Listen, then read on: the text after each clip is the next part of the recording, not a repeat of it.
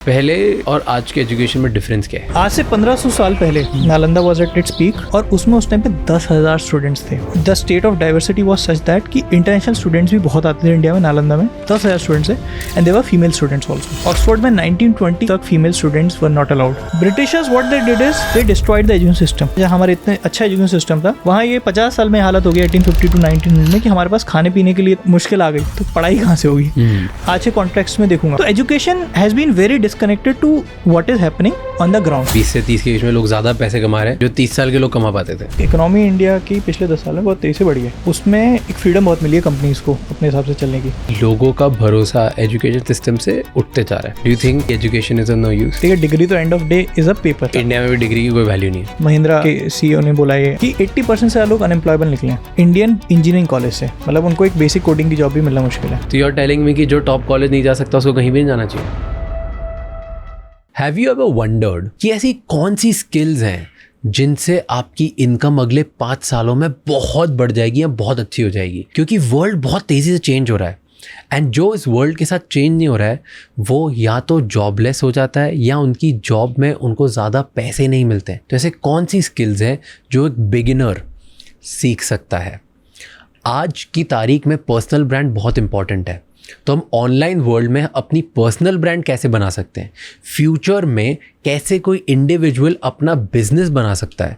इन सब टॉपिक्स पे हमने आज के एपिसोड में फिगर आउट करने की कोशिश करी है हमारे आज के गेस्ट के साथ, जो है को founder of Newton school Siddharth Maheshwari, जिनका गोल है कि हर यंग इंडियन को एम्पावर कर दिया जाए उनकी ड्रीम जॉब और उनकी ड्रीम सैलरी लाने के लिए। पर आगे बढ़ने से पहले मैं ये रिक्वेस्ट करूंगा कि आप Raj Shamani clips and Raj Shamani shorts को जाके सब्सक्राइब कर लो, क्योंकि वहाँ पर इस बड़े एपिसोड की छोटी छोटी क्लिप्स आपको मिलेगी जो आपको हर दिन 1% नॉलेज देती है और आपको बेटर बनाती है। इस पूरे एपिसोड का ऑडियो वर्जन स्पॉटिफाई पे अवेलेबल है, आप वहाँ पर जाके हमें फॉलो कर सकते हैं।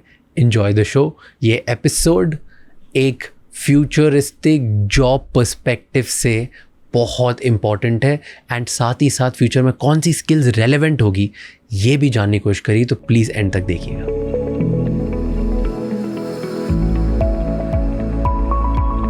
मैं एक रिसर्च पढ़ रहा था जहाँ पे था कि लोग आज की जनरेशन में, अमेरिकन बेस्ड स्टडी थी, मुझे नहीं पता इंडिया में भी ऐसा है कि नहीं, people in their 20s are making more money than people in 30s।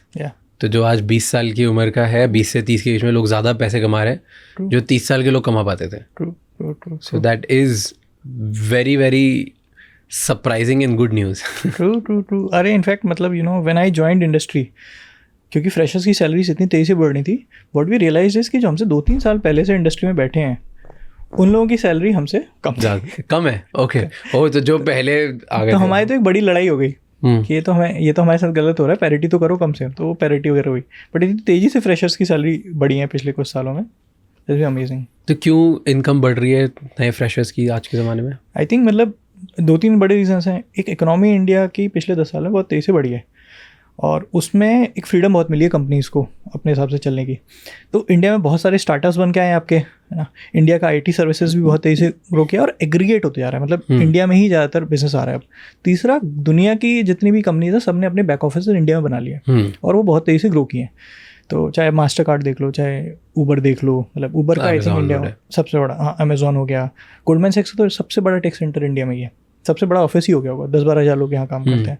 तो उसके बीच में बेसिकली आपका ये हो जाता है कि टैलेंट की डिमांड बहुत ज़्यादा है और टैलेंट सप्लाई उतनी है नहीं। फिर ले दे के आपके कुछ रहता है कि अच्छा ठीक है फ्रेशर्स को हायर करना है, चलो IITs जाते हैं। IITs में जाना तो अब कॉम्पिटिटिव, हर एक को Day 0 पे पहुँचना है, तो सैलरीज इतनी तेज़ी से बढ़ जाती हैं कि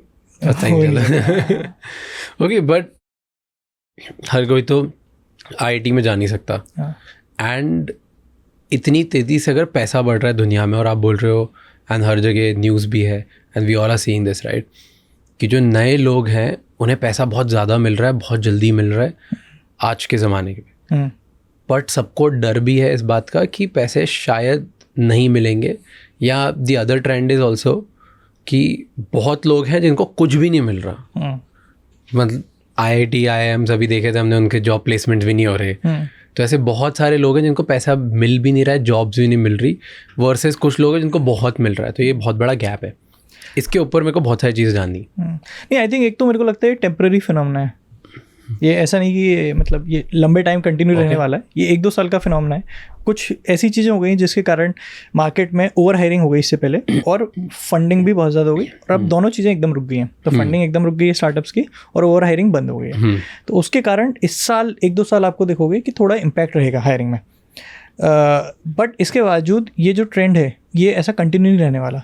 दूसरी चीज़, इनकम में मुझे नहीं लगता कि उतनी डिस्पैरिटीज़ हैं, मतलब डेफिनेटली टॉप वाले ज़्यादा बना रहे हैं, बट आप देखोगे तो हमेशा ही वो कंपैरेटिवली ज़्यादा ही बना रहे थे। तो पहले एक आईटी सर्विस वाले को 2 लाख मिलता था, आज के डेट में 4 लाख मिलता होगा। तो पहले फ्रेशर्स को 10 लाख मिलता होगा आईटी में, आज के डेट में 20 लाख मिल जाता है। तो वो उस प्रोपोर्शन में बढ़ भी रहा है वहाँ पर। दूसरा, बियॉन्ड आईटी एंड इसके बियॉन्ड रिस्पेक्टेबल जॉब्स बहुत बढ़ गई हैं। मतलब आप कोई भी इंडस्ट्री देख लो, मैन्युफैक्चरिंग देख लो, लाखों में लोगों की ज़रूरत है, वहाँ भी कम से कम 20,000 रुपये दे रहे हैं। हॉस्पिटैलिटी इंडस्ट्री है, मतलब अगेन वहाँ भी लाखों के लोगों की ज़रूरत है वहाँ पर, जिस तरह से हमारे फुल जा रहे हैं। तो इंडिया में ऐसा नहीं है कि एम्प्लॉयमेंट का मुझे लगता नहीं कि कम है। ऑफिशियल स्टैट्स भी यही बोलते हैं कि जो अनएम्प्लॉयमेंट रेट है इंडिया का वो कम हो गया है पिछले 10 साल में। अगर आप देखोगे तो वो लगभग 6% के आसपास है, 9% से, क्योंकि माइन्यूट जॉब्स बहुत बढ़ गई हैं। जॉब्स बहुत बढ़ गए, माइन्यूट जॉब्स बढ़ गए। बट सो माइन्यूट जॉब्स अगर बढ़ती है बहुत ज़्यादा तो वो इतने पैसे भी नहीं कमा पाते हैं कि अपना normal day to day life जी लें। So if you look at unemployment rate, तो ये भी देखो कि क्वालिटी ऑफ एम्प्लॉयमेंट इंडिया का अच्छा नहीं है, बहुत बेकार है। तो मैक्सिमम लोग जिनको जॉब मिल रही है, जिनको वो सारी जॉब्स ऐसी हैं जो मतलब कोई और उनके पास ऑप्शन नहीं, इसलिए वो जॉब्स ले रहे हैं। 5,000, 4,000, 10,000 के अंदर अंदर सब लोग अपनी अपनी पूरी महीने तक काम करते हैं और फिर उतने ही मिलते हैं, उससे ज़्यादा नहीं मिलते। मैं अगर उसका उल्टा देखूं तो मेरे को बैंगलोर का काफ़ी उसमें है। तो मेरे को लगता है बैंगलोर में अगर आप थोड़े भी सिंसियर हो तो even as a blue collar minimum you are making is 20,000। मतलब ड्राइवर्स भी आपको बैंगलोर में 20-25 हज़ार रुपये महीने कम नहीं मिलेंगे, प्लस बाकी सारी फैसिलिटीज़ तो हैं। या Bangalore, Mumbai, Gurgaon you can not compare, क्योंकि यहाँ पर खर्चा भी उतना होता है। हाँ, दैट्स ट्रू। बट ये फिनोमेना सिर्फ इंडिया स्पेसिफिक नहीं है। मतलब ऐसा नहीं है कि ये डिस्पैरिटी बोल रहे हैं या फिर इसको आप एक डिस्ट्रीब्यूशन जो बोल रहे हैं इसको, वो ऐसा नहीं कि सिर्फ इंडिया स्पेसिफिक है, ये वर्ल्ड ओवर है। मतलब आप अगर यूएस में देखोगे तो जो सैलरीज न्यूयॉर्क में होंगी और जो वहाँ खर्चे होंगे, कंपेयर टू दैट अगर आप छोटे टाउन में जाओगे और वहाँ जो खर्चे होंगे वो उतना ही डिफरेंस है वहाँ भी। तो ऑलमोस्ट मतलब न्यूयॉर्क में जैसे बहुत 150K भी कुछ सैलरी नहीं है, और वहाँ के छोटे टाउन्स में 150K एक बहुत बड़ी सैलरी मानी जाती है। तो डिस्पैरिटी हर जगह ही है, मुझे तो लगता है।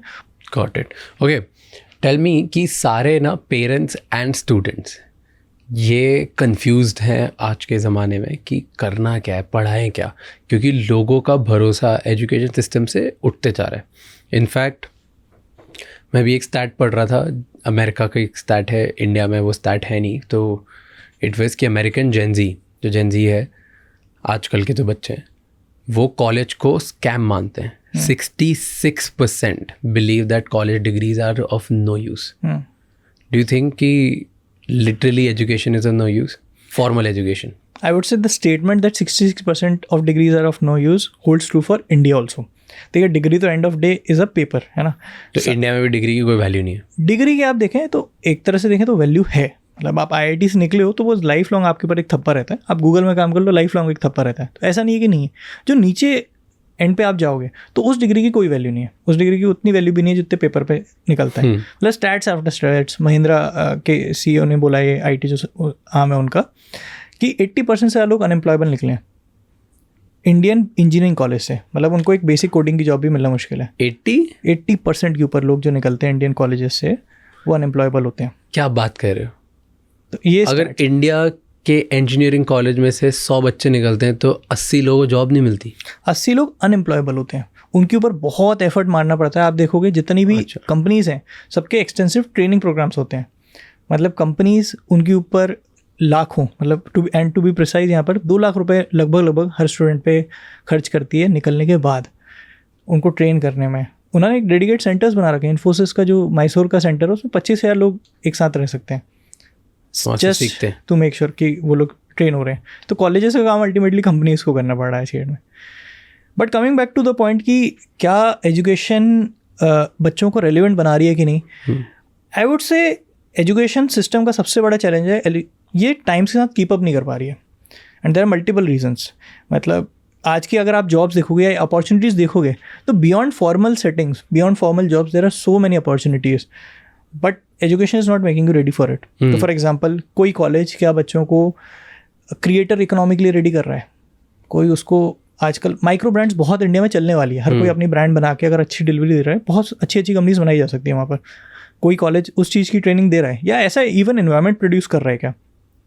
Colleges still are working the way they were working 50 years back. The third process same, कि हम यहाँ पर एक स्पेशलाइज सर्विस के लिए बच्चे को निकाल रहे हैं और उसी में जाएगा और उसका करियर वही 50 साल रहने वाला है. क्योंकि पहले की जॉब्स ऐसी होती थी. अब की जॉब्स में सबसे बड़ा डिफरेंस ये आएगा कि आप आज जो कर रहे हो और 5 साल बाद जो कर रहे हो उसमें बहुत बड़ा डिफरेंस होगा. आज अगर आप एक टूल यूज़ कर रहे हो, 5 साल बाद वो टूल ही नहीं रहेगा. हो सकता है AI उस टूल को रिप्लेस कर दे आपको पूरी तरह से. तो ये एक बहुत बड़ा डिफरेंस एक सिस्टम में आ गया है. ओके, पर सो ये चेंज क्यों नहीं हो रहा है? Like why do you think this is not changing? I agree with the fact, मुझे भी सबसे बड़ी प्रॉब्लम भी लगती है. इनफैक्ट मैंने तो बुक लिखी थी पूरी की things you wish you were taught in school. And one of the first line ये थी कि इमेजिनेशन हर एक इंसान का एक पावर होता है एंड स्कूल वो किल करना सिखाता है. Yes. वो बोलता है कि इमेजिनेशन वगैरह कुछ भी मत करो, ये है 4 चीज़, ये बुक से पढ़ो, रट के आओ, अगले दिन यही लिखो और वापस निकल. डोंट इमेजिन कि तुम सिचुएशन में हो, डोंट इमेजिन कि तुम क्या कर सकते हो. अपॉर्चुनिटीज़ नहीं है, सॉल्व नहीं है, फ्यूचर क्लास नहीं है, कुछ भी नहीं है. तो हमेशा बस तुम्हें हिस्ट्री की तारीखें याद दिलाते हैं और वो करते हैं. राइट, आई अंडरस्टैंड कि हिस्ट्री सीखना ज़रूरी है, बट किसी को ये सिखाते नहीं है कि इमेजिन द फ्यूचर कैसा होने वाला है, what can you learn and do it. And मुझे बहुत प्रॉब्लम होती है इन सबसे. बट ये चेंज क्यों नहीं हो रहा है? आपकी मेरी प्रॉब्लम या हर स्टूडेंट की प्रॉब्लम तो ठीक है जब सबको दिख रहा है. Why is it not changing? Why nobody is changing? मैं आपसे एक क्वेश्चन पूछूंगा. आपके आसपास जो टॉप, जिनको आप सबसे ज़्यादा बेस्ट लोग मानते थे, वो किन डोमेन्स में हैं? वो क्या कर रहे हैं आज लाइफ में? IT, मतलब जॉब कर रहे हैं, स्टार्टअप्स कर रहे हैं. हाँ, स्टार्टअप्स कर रहे हैं, जॉब्स कर रहे हैं, क्रिएटर्स हैं. हाँ, कोई भी टीचर बना है उनमें से? नहीं, मुझे बनना है टीचर. मैं हूँ टीचर. मतलब एक तरह से देखो तो ये न्यू फॉर्म ऑफ टीचिंग ही है. मतलब मैं भी पॉडकास्ट से आज ज़्यादा सीख रहा हूँ बजाय बुक से. हाँ, तो मैं टीचिंग ही करता हूँ थोड़ा सा, बट या कोई भी टीचर नहीं बना. फॉर्मल टीचिंग सिस्टम में कोई नहीं है. That is the biggest problem of education system right now, कि टीचर्स जो हैं, मतलब उस तरह से फाइनेंशियल रिवॉर्ड्स बोल लो आप, या जिस तरह से एक इमेज बन गई है पूरे सिस्टम की, या जितना वो कंट्रोल्ड है, बेस्ट लोग टीचिंग में नहीं जा रहे हैं. बेस्ट लोग यंग माइंड्स को इंस्पायर नहीं करने जा रहे हैं. तो NST में भी जैसे है, तो ऑडियंस के कॉन्टेक्स्ट के लिए भी, तो हमारा एक न्यूटन स्कूल ऑफ टेक्नोलॉजी करके offline college, basically university system है. हम यूनिवर्सिटी के साथ टाइप करते हैं और बीटेक प्रोग्राम्स रन करते हैं, लेकिन वो बहुत इनोवेटिव तरीके से होते हैं. तो सबसे पहले जो हमने डिफरेंस किया वो ये था कि हमेशा हमारा करिकुलम जो होता है कोई स्टैटिक नहीं होता. हम अपने करिकुलम में ये क्वेश्चन भी लिखते हैं कि हमारा करिकुलम ओवर टाइम चेंज होगा. आप पढ़ रहे हो, आपको हो सकता है अगले सेमेस्टर में जो बोला है कोर्स उससे थोड़ा डिफरेंस आए, क्योंकि इंडस्ट्री कॉन्स्टेंटली चेंज हो रही है. मतलब आज से 4 साल पहले कुछ टेक्नोलॉजीज थी नहीं जो आज हम सिखा रहे हैं बच्चों को अपने. तो सबसे पहले हम करिकुलम को जो है बहुत इंडस्ट्री ओरिएंटेड रखते हैं. सेकेंडली, इंडस्ट्री के लोगों को ही हम फैकल्टी बना रहे हैं. तो मुझे लगता है कि जब हम बेस्ट लोगों को भेज रहे हैं, जो लोग पहले माइक्रोसॉफ्ट में थे, मेक माई ट्रिप में थे, गूगल जैसी कंपनीज में सॉफ्टवेयर डेवलपर थे, जब वो लोग वैसे लोग टीचिंग में जाते हैं तो वो लोग वहाँ पर जाके बहुत इनोवेशन लाते हैं और वो इंडस्ट्री का एक पूरा व्यू लाते हैं. अगर आप देखोगे most of the teachers today they have not step foot in the industry for even a single day. मतलब जो CS पढ़ा रहे हैं, बीटेक CS पढ़ा रहे हैं बच्चों को, ज़्यादातर प्रोफेसर, उन्होंने सॉफ्टवेयर डेवलपमेंट ही नहीं किया कभी लाइफ में, कभी कोड ही प्रोडक्शन में नहीं डाला. और वो बच्चों को अगला गूगल बनाने के लिए कैसे तैयार करेंगे, वो अगला गूगल में काम करने वाला भी कैसे तैयार कर लेंगे. तो मैं तो कहूँगा कि इंडिया के जो स्टूडेंट्स हैं, they succeed despite the education system and not because of it. So फिर माँ बाप को क्या स्कूल भेजना या कॉलेज भेजना बंद कर देना चाहिए? तो मैं अपने स्टूडेंट से भी ये बोलता हूँ जब वो कॉलेज आ रहे होते हैं कि देखो, अगर सिर्फ हार्ड स्किल्स चाहिए तुम्हें, तो तुम्हें यूट्यूब पे भी बेटर मिल जाएगी. सारी दुनिया जहाँ के आपको कोर्सेज हैं, दुनिया भर का आपको एक्सप्लोरेशन है. कॉलेज और स्कूल का एक पर्पस बहुत डिफरेंट होता है. मैं 2 एंगल से बात करता हूँ. पहले एक स्टूडेंट के एंगल से, एंड मैं अपनी पर्सनल जर्नी से भी इसको रिलेट करूँगा. एंड ये एक मैसेज भी है, मतलब जो ये पॉडकास्ट को देख रहे होंगे, एक अच्छा कॉलेज, एक अच्छी यूनिवर्सिटी आपके लिए लाइफ में आपको इकलौते 4 साल ऐसे देता है जिसमें आप पूरे आइसोलेटेड हो दुनिया से, इंसुलेटेड हो, जहाँ आपको फियर ऑफ फेलियर नहीं है, जहाँ बहुत ओपन टू एक्सप्लोरेशन हो. तो कॉलेज वो जगह होती है जहाँ पर आके आप अपनी लाइफ में जो एक्सप्लोर करना चाहो कर सकते हो. मैं अगर अपने एग्जांपल दूँ तो मैंने वहाँ पर गया तो कंप्यूटर साइंस पढ़ने गया था. कंप्यूटर साइंस तो पढ़ी अच्छे से. उसके अलावा मैंने दुनिया भर का डेवलपमेंट भी किया. चलिए वो भी मेरे रिलेटेड हो गया. मैंने लाइफ में पहली बार स्क्वैश खेला. उससे पहले मैंने कभी स्क्वैश होता भी है वो भी नहीं पता था मुझे। मैंने ड्रामेटिक्स में भी ट्राई किया, बहुत ख़राब था मैं उसमें, बट मैंने ट्राई किया। कॉलेज ने मुझे वो स्पेस दी फेल होने की। मैंने सोशल सर्विस में काफ़ी काम किया वहाँ पर। मैंने वहाँ पर पास के गाँव में जाता था बच्चों को पढ़ाने के लिए। उसी को देखते हुए फिर हमने एक स्टडी ग्रुप भी बनाया वहाँ पर, जो हर वीक मिलता था, जहाँ पर आप एजुकेशन के अराउंड, एजुकेशन सिस्टम के अराउंड डिस्कशन करते थे। ये सब चीज़ें आपके करियर में नहीं होती। जब आप एक बार करियर में आ गए तो आप हमेशा गोल ओरिएंटेड रहोगे। आपका गोल होगा, चाहे वो आप अपनी कंपनी बना रहे हो, चाहे वो बेसिकली आप कॉर्पोरेट में काम कर रहे हो, एक गोल होगा, उसको चेस करना होगा, और उस फेलियर के रिपरकशंस होते हैं। लोगों की जॉब भी जाती है। बट कॉलेज में जब आप होते हो तो failing is okay, exploring is great. मतलब अभी मैं अपने एनएसटी के स्टूडेंट्स को देखता हूँ, उनमें से कुछ लोग ऑलरेडी बड़े क्रिएटर्स बन गए हैं। मतलब उनके 10,000 सब्सक्राइबर्स हैं, उसके थ्रू उनको मार्केटिंग की जॉब्स भी आ रही हैं, उनको ऑलरेडी इंटर्नशिप्स वगैरह मिल रही हैं वहाँ पर। तो कॉलेज आपके लिए वो the best 4 years of life होगा, जहाँ पर आप अपने दोस्त बनाओगे। From a society and countries perspective, I think college is a place जहाँ कैरेक्टर डेवलप होता है। बच्चे को मैं अगर बोलूँगा तो स्टूडेंट्स को हार्डवर्क करने की हैबिट आती है। स्टूडेंट्स को वहाँ पर एथिक्स आने चाहिए। मतलब होता क्या है वो अलग चीज़ है, एथिक्स आएंगे वहाँ पर। इंडिया में चीटिंग इतनी नॉर्मलाइज्ड है, मतलब लोगों को लगता है चीटिंग तो एक मतलब फ़न गेम है जो, और एक दूसरे को बोस्ट करके बताएंगे हमने ऐसे चीटिंग की, हमने वैसे की। तीसरी चीज़, एक बहुत बड़ी हमारी जेई की तैयारी की ट्रेजेडी भी है, बहुत कॉम्पिटिटिव हो जाता है बच्चा। पूरे 2 साल इतना स्ट्रॉन्ग कॉम्पिटिशन चलता है कि उसके बाद कोलैबोरेशन की हैबिट कम हो जाती है। तो कॉलेज वो प्लेस है जहाँ बच्चा कोलैबोरेट करके काम करना सीखता है, दूसरों के साथ कैसे काम करना है। So college is not just about learning hard skills तो आपकी आज चेंज होती रहेंगी। College is about character development, college is about exploration, college is about having fun.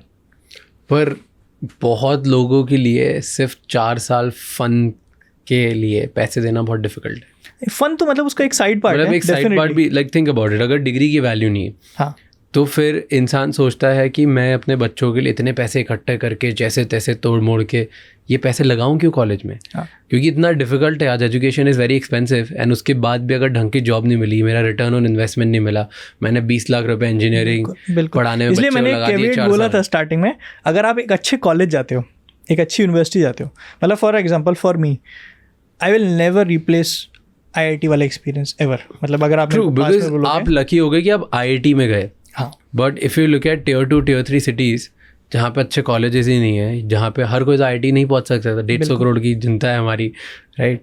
इतने लोग हर साल ट्राई करते हैं, हर कोई अच्छे टॉप कॉलेज में नहीं पहुंच सकता। बिल्कुल। तो यू आर टेलिंग मी कि जो टॉप कॉलेज नहीं जा सकता उसको कहीं भी नहीं जाना चाहिए? मुझे लगता है उसको कोशिश करनी चाहिए जितने बेस्ट से बेस्ट कॉलेज पहुंच पाए। ना भी हो, अगर मान लो आप ऐसे कॉलेज गए जहाँ पर लेट से उस टाइप का एनवायरनमेंट नहीं है, मुझे लगता है उस टाइप के पीयर ग्रुप्स आपको ढूंढने चाहिए जो लाइक माइंडेड हो, जो लाइफ में कुछ करना चाहते हैं, थोड़े पैशन रखते हैं, एम्बिशन रखते हैं। बट क्या वो बिना कॉलेज के भी हो सकता है? वो बिना कॉलेज के भी आज के ज़माने तो बिल्कुल हो सकता है। इंटरनेट के साथ रहते हुए हो सकता है आपका। So do you think is it a right advice to give, जो आप बोल रहे हो कि अगर टॉप 5-10% कॉलेजेस में नहीं होता है तो छोड़ दो, डायरेक्टली इंटरनेट और जो सारे नए टाइप के स्टार्टअप्स हैं, मीन्स है, उनसे पढ़ना स्टार्ट करो एंड अपने पेयर्स बनाओ और उनके साथ खुद तुम्हें डिसिप्लिन बनना पड़ेगा क्योंकि तुम्हारे पास कॉलेज तो नहीं। Don't go to like small college जहाँ पे कुछ भी नहीं होता। एक चीज़ ये है, रियलिटी है राज की, मतलब हम सोसाइटी में ऑपरेट करते हैं, सोसाइटी के रूल्स कुछ होते हैं। आज भी मैं कई कंपनीज़ को अगर देखूंगा तो बहुत कंपनीज़ तो वैसे डिग्री को इंपॉर्टेंस ही नहीं दे रहे, बट ज़्यादातर कंपनीज़ आज भी डिग्री आपकी देखते हैं। आपकी सोसाइटी में इवन शादी के लिए भी आपके बायोडाटा में डिग्री देखी जाती है ना। तो आई वुड सजेस्ट कि डिग्री लेने के लिए तो आप एक कॉलेज में इनरोल करो। आज उतना अभी इंडिया की सोसाइटी रिस्क टेकिंग नहीं है कि आप पूरे से छोड़ सकते हो उस चीज़ को। रियली यू थिंक आने वाले 5 साल 10 साल में चेंज नहीं होगा ये? 5-10 साल में डेफिनेटली बहुत चेंज। तो फिर आज जो डिग्री लेने वाला वैसे 4 साल बाद निकलने वाला है, सो देन आज की बात होनी चाहिए ना sir. Do you think that आज जो बच्चा एनरोल करना चाहता है, शुड दे डू इट और नॉट? आई थिंक जिसके पास बहुत स्ट्रॉन्ग रिस्क टेकिंग कैपेसिटी है, जिसको एकदम क्लियर है लाइफ में कि मतलब कुछ ऑलरेडी पाथ मिल गया है, देन फॉर जिसके पास रिस्क टेकिंग एबिलिटी होती है ना, उसके दिमाग में ये सब कन्फ्यूजन्स भी नहीं आते। हाँ। जिसके पास बैकग्राउंड स्ट्रांग हो या रिस्क टेकिंग एबिलिटी है, जो अंदर से ही बहुत करेजियस है या उसे पता है कि ज़्यादा क्या ही होगा, वो वैसे ही सारी चीज़ फन और एडवेंचर के लिए करते हैं। हाँ। ट्राई कर लेते हैं, नहीं हुआ तो ठीक है ये कर लेंगे, ये नहीं तो ये कर लेंगे, ये नहीं तो वो, काफ़ी उनका एटीट्यूड डिफरेंट होता है। सारी प्रॉब्लम्स उन्हीं को आती है जिनके पास कोई बैकअप नहीं होता, जिनको पता है कि आज अगर मैंने 3 साल 4 साल नहीं कमाया तो मेरे घर में 5 साल बाद मेरे पापा रिटायर होने वाले, 25,000 रुपये महीना घर कौन लाएगा, 50,000 रुपये महीना घर कौन लाएगा। मैं अपने ख़ानदान को, ये जो हमारी लोअर मिडिल क्लास हमारी एक सिचुएशन बन चुकी है जहाँ हम EMI पे EMI किश्त पे किश्त जी रहे हैं, उससे बाहर कैसे निकालूंगा, वो इंसान बहुत ज़्यादा डिस्टर्ब रहता है। डेफिनेटली उसको तो मुझे लगता है इन सब चीज़ों की वजह से बहुत बार ऐसा होता है कि वो टॉप क्लास स्टूडेंट भी नहीं बन पाता, क्योंकि वो बाकी लाइफ में इतनी रिस्पॉन्सिबिलिटी कर रहा है कि उसके पास इतना टाइम ही नहीं मिला कि 3 साल 4 साल लग के मैं JEE के लिए पढ़ लूँ और IIT क्रैक कर लूँ। तो वैसे ही उन सब में परेशान है, उसको ना वो इतना तेज़ी से पढ़ पाया, बट उसमें मेहनत करने की बहुत क्षमता है एंड डेडिकेशन बहुत है। डेफिनेटली। सो वो इंसान क्या करे, should they go to even in that situation, क्या उसे 10 12 15 लाख रुपए लगा के क्या छोटे किसी भी नॉर्मल इंजीनियरिंग या कॉमर्स कॉलेज में जाना चाहिए? आई वुड से रिस्पेक्ट ऑफ कॉलेज, मतलब कॉलेज जाए ना जाए, मुझे लगता है फिर ऐसे में तो डेफिनेटली, स्पेशली अगर आपको बहुत अच्छी टॉप की जगह नहीं मिल रही है, आपको अपने हार्ड स्किल्स पे वर्क करना चालू कर देना चाहिए। हार्ड स्किल्स मतलब क्या? इसका मतलब हो गया कि आप कोई स्पेसिफिक स्किल जो कि एक दुनिया में वैल्यू की जाती है, फॉर एग्जांपल कोडिंग हो गया, डिज़ाइन हो गया, मार्केटिंग हो गया, इन सब पे काम करना आपको चालू करना चाहिए। इसके भी 2 लेयर्स होते हैं। एक होता है कि आपको टूल चलाने आते हैं, या आपको बेसिक लेवल का, मतलब किसी ने इंस्ट्रक्ट कर दिया तो आपको टूल चला के या बेसिक कोड लिख करना आता है, और एक होता है प्रॉब्लम सॉल्वर बनते हो। तो मुझे लगता है ये दोनों चीज़ों पे बहुत फोकस करना चाहिए। आप not just you should know how to use tools, basically not just do task that has been assigned to you, but you should be a problem solver. इसका मतलब कि आप खुद से सोच पा रहे हो and you are able to build stuff that is amazing. Okay, tell me top 5 hard skills जो किसी को फोकस करनी चाहिए आज से, ताकि वो अगले 5 साल बाद भी इम्पॉर्टेंट रहे और इसकी बहुत वैल्यू हो और या बहुत पैसे कमा सकता है। So high paying top 5 hard skills कौन सी है? ठीक है, हार्ड स्किल्स की अगर मैं बात करूँ तो आज भी जो सबसे हाई पेइंग चल रही हैं, those would be coding, they would be marketing, then they would be basically any kind of operations जहाँ पर आप एक लार्ज ऑपरेशनल सेटअप चला पा रहे हो। Okay. Then sales if you are able to crack sales, तो pays you really well, the incentives there are really good, massive, है ना। 5th I would say design। ये 5 स्किल्स हैं जो किसी भी स्टार्टअप में बहुत हाईली वैल्यूड होती हैं। Okay, let's break it down, क्योंकि ये बहुत ब्रॉड है। कोडिंग इज सिंपल कि ठीक है, आप एक सॉफ्टवेयर बनाना सीखो, कोड बनाना सीखो, ऐप कोड करो और ऐप बनाना सीखो, that is. Second is marketing. Marketing बहुत ब्रॉड है, तो मार्केटिंग में क्या, what do you think is very more value, like which is of high value? Yeah, तो अगर मैं मार्केटिंग को भी देखूं तो ओवरऑल जो मार्केटिंग का ट्रांजिशन हो रहा है, पहले ज़माने में marketing was all about advertising, because you did not have audience. मतलब आप कैसे दुनिया तक अपनी बात पहुंचा सकते थे, या तो आप अखबार में अपना ऐड छापो, या फिर आप TV में अपना ऐड दो, है ना। Marketing was all about creating great ads that resonate with people. आज के ज़माने में distribution is unlimited. You have YouTube, you have Instagram, you have, मतलब इतनी आपके प्लेटफॉर्म्स बन गए हैं जहाँ पर आप अपनी रीच मिलियंस ऑफ रीच कर सकते हो। आप उसका एक प्राइम एग्जांपल हो। तो मुझे लगता है आज के ज़माने में अगर किसी को मार्केटिंग पे फोकस करना है, they should focus on content creation, they should focus on creating a personal brand जहाँ पर उनकी स्ट्रॉन्ग फॉलोइंग हो। एंड आई हैव सीन, मतलब, and this is something I recommend my students also, opportunities just open up for you, even if you are out there, आप अपनी एक personal brand लेके चल रहे हो, जो भी आप काम कर रहे हो, अच्छा है ख़राब है थोड़ा बहुत है, लोग क्या होगा, ज़्यादा से ज़्यादा फीडबैक दे देंगे, और अच्छा हुआ तो वो बहुत ज़्यादा शेयर हो जाएगा आपका, तो उसके थ्रू लोग आपको रीच आउट करते हैं। तो एक personal brand and second content creation, ये 2 चीज़ें मार्केटिंग में बहुत हेल्प करेंगी। हर स्टार्टअप अगले 5 साल में इस पर बहुत फोकस करने वाला है। बट AI वगैरह इसको रिप्लेस नहीं करेंगे, do you think? I think AI इसको असिस्ट करेगा। एक्सप्लेन। AI को अगर मैं सोचूं तो what does AI do? Basically AI says कि अच्छा आपको क्या चाहिए, let me create that for you, तो आप बोलोगे मुझे एक पोस्टर चाहिए, इस टाइप का पोस्टर चाहिए ना। You need to be specific with AI कि मुझे ऐसा पोस्टर चाहिए जिसमें राज का फोटो हो, राज हाथ में गिटार पकड़ा हो, कांस फेस्टिवल के बैकग्राउंड हो, है ना। But you need to tell that, AI can produce that. The world is not here to listen to, basically a great graphics or a great creative. World is here to listen to a great story. वो story आपके दिमाग में है और आपको पता है अपनी audience के बारे में।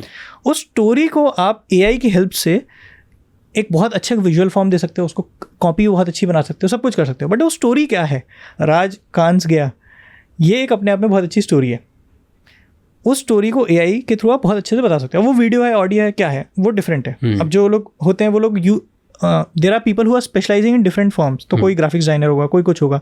तो AI उन सब चीज़ों को बहुत ईजी कर देगा. हर कोई आज के डेट में ग्राफिक्स डिजाइनर बन सकता है, हर कोई एक स्टोरी टेलर बन सकता है, हर कोई कुछ टाइम में वीडियोस भी बना लेगा अपने, जिस तरह के टूल्स आ रहे हैं. तो आपको बस लिखना है कि मेरे को इस टाइप की नैरेटिव चाहिए. तो I think AI is going to assist everyone to become a great story teller, great marketer. But then अगर हर कोई बहुत इजीली एक वर्ड लिख के 10 लाइन लिख के अपना वीडियो बना लेगा, अच्छी चीज़ें कर लेगा, तो फिर स्टैंड आउट कैसे करेंगे कोई? मैं ये पूछना चाह रहा हूँ कि आज के ज़माने में ऐसा लोग क्या सीख सकते हैं जिसमें उन्हें आउटस्टैंडिंग रिटर्न्स मिले? अगर मैं आउटस्टैंडिंग रिटर्न्स की बात करूँ तो मुझे लगता है आज भी सबसे ज़्यादा आउटस्टैंडिंग रिटर्न्स अगर हम देखें तो वो बिजनेस से ही बनते हैं. व्हेन यू क्रिएट इक्विटी, है ना, यानी आप एक कंपनी बनाते हो जो आपसे भी बहुत बड़ी हो जाती है और उसकी वैल्यू बहुत ज़्यादा होती है मार्केट में. Agreed. तो आज भी बिजनेस बनाना एक सबसे ज़्यादा आउटस्टैंडिंग रिटर्न का रहेगा. उसमें अगर मैं देखूँ तो स्पेसेस, मुझे लगता है इन्फिनाइट स्पेसेस इंडिया में. एंड गिवन वही कि इंडिया की इकोनॉमी बढ़ रही है, पॉपुलेशन इंटरनेट पे आ रही है, तो मैं आज देख रहा हूँ कि वो लोग भी डिस्ट्रीब्यूशन कर पा रहे हैं, वो लोग भी उस स्केल के बिजनेस बना पा रहे हैं जो पहले नहीं बना पाते थे. मुझे एक इंस्टाग्राम पे आंटी दिखी जो जिनका बहुत वो फेमस भी हुआ था कि just like a wow. Pre-internet that would not have been possible. You need to have big stores and everything. And मतलब आपको अगर मुंबई में डालना है, वो अपना शायद पंजाब में रहती हैं, वो पंजाब से बैठ के वो आज बेंगलोर में भी बेच रही हैं, इधर भी बेच रही हैं. तो आपको डिस्ट्रीब्यूशन इंटरनेट के थ्रू अब ईजी हो गया. So you can create tons of brands. You can create एक हेल्दी स्नैकिंग की अपने आप में बहुत बड़ी ब्रांड बन सकती है, हेल्दी ड्रिंक्स की अपने आप में बड़ी ब्रांड बन सकती है. एंड ये जितने भी बड़ी ब्रांड्स वाले हैं, जब मैं इन कंपनी के लोगों से बात करता हूँ, they feel the biggest threat from these companies. उनको लगता है कि कोई नीचे से आके, क्योंकि पहले तो डिस्ट्रीब्यूशन पूरा कंट्रोल में था.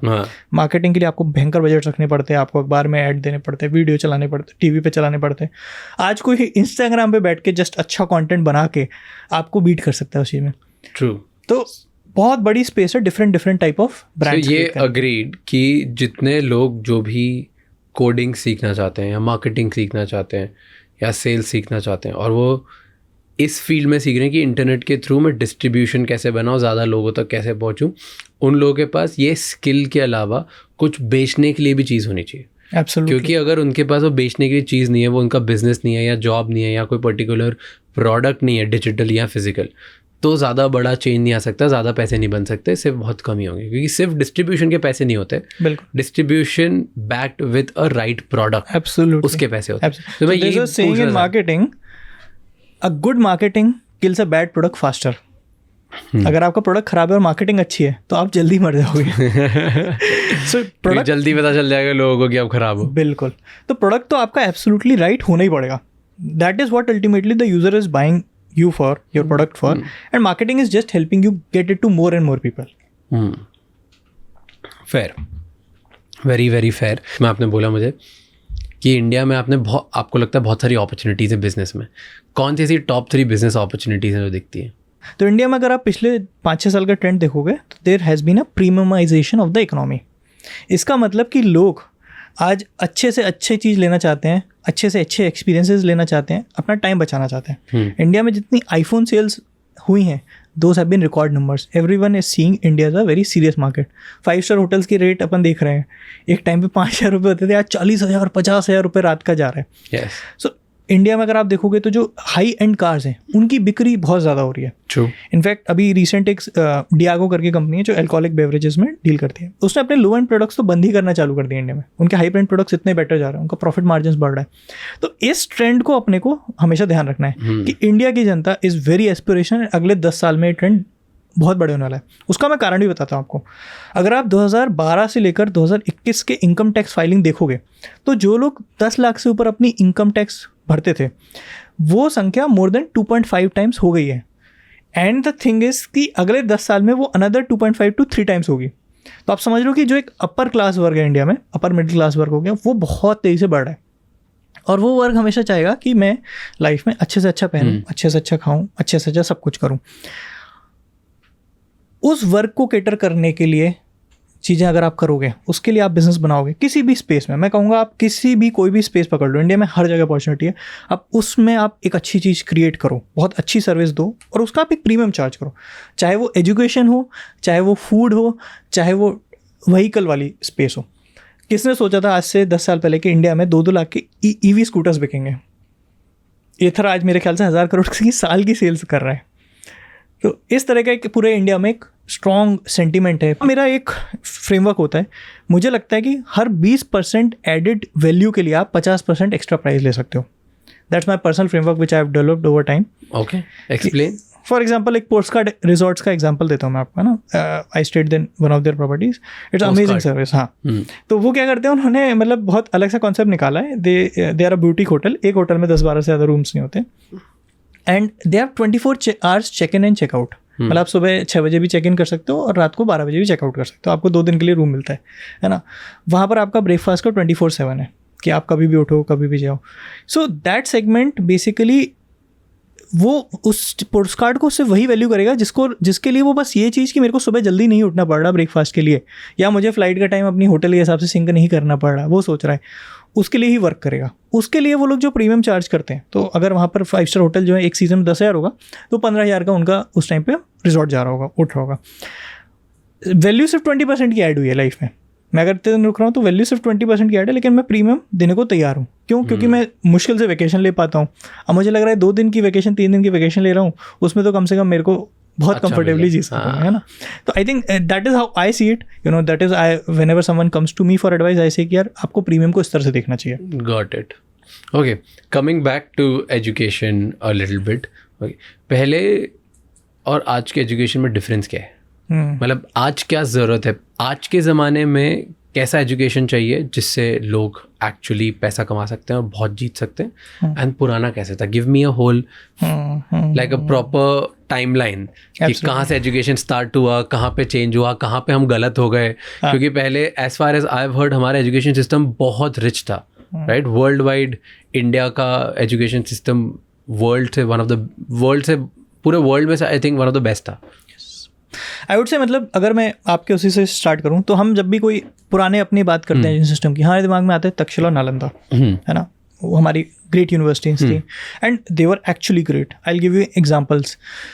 आज से 1500 साल पहले Nalanda was at its peak, और उसमें उस टाइम पे 10,000 स्टूडेंट्स थे. ऑक्सफोर्ड में आज से 100 साल पहले 1900s में ऑक्सफोर्ड स्टार्ट हुई थी 1100 के आसपास. उसमें 900 साल बाद जाके 2,000 लोगों की कैपेसिटी बनी थी. And the state of diversity was such that कि एक तो इंटरनेशनल स्टूडेंट्स भी बहुत आते थे इंडिया में. नालंदा में 10,000 स्टूडेंट्स है, and they were female students also. Oxford में 1925 तक female students were not allowed. No female could have been a full student of Oxford. तो ये हमारा आज से 1500 साल पहले भी इतना प्रोग्रेसिव सिस्टम था. सब कास्ट के लोग होते थे, बट लोगों को क्या नहीं पता होता इसकी एक बहुत बड़ी भ्रांति बन गई देश में कि ब्रिटिशर्स ब्रॉट अस एजुकेशन. ब्रिटिशर्स ने हमें स्कूल्स दिए, ब्रिटिशर्स ने हमें कॉलेज दिए.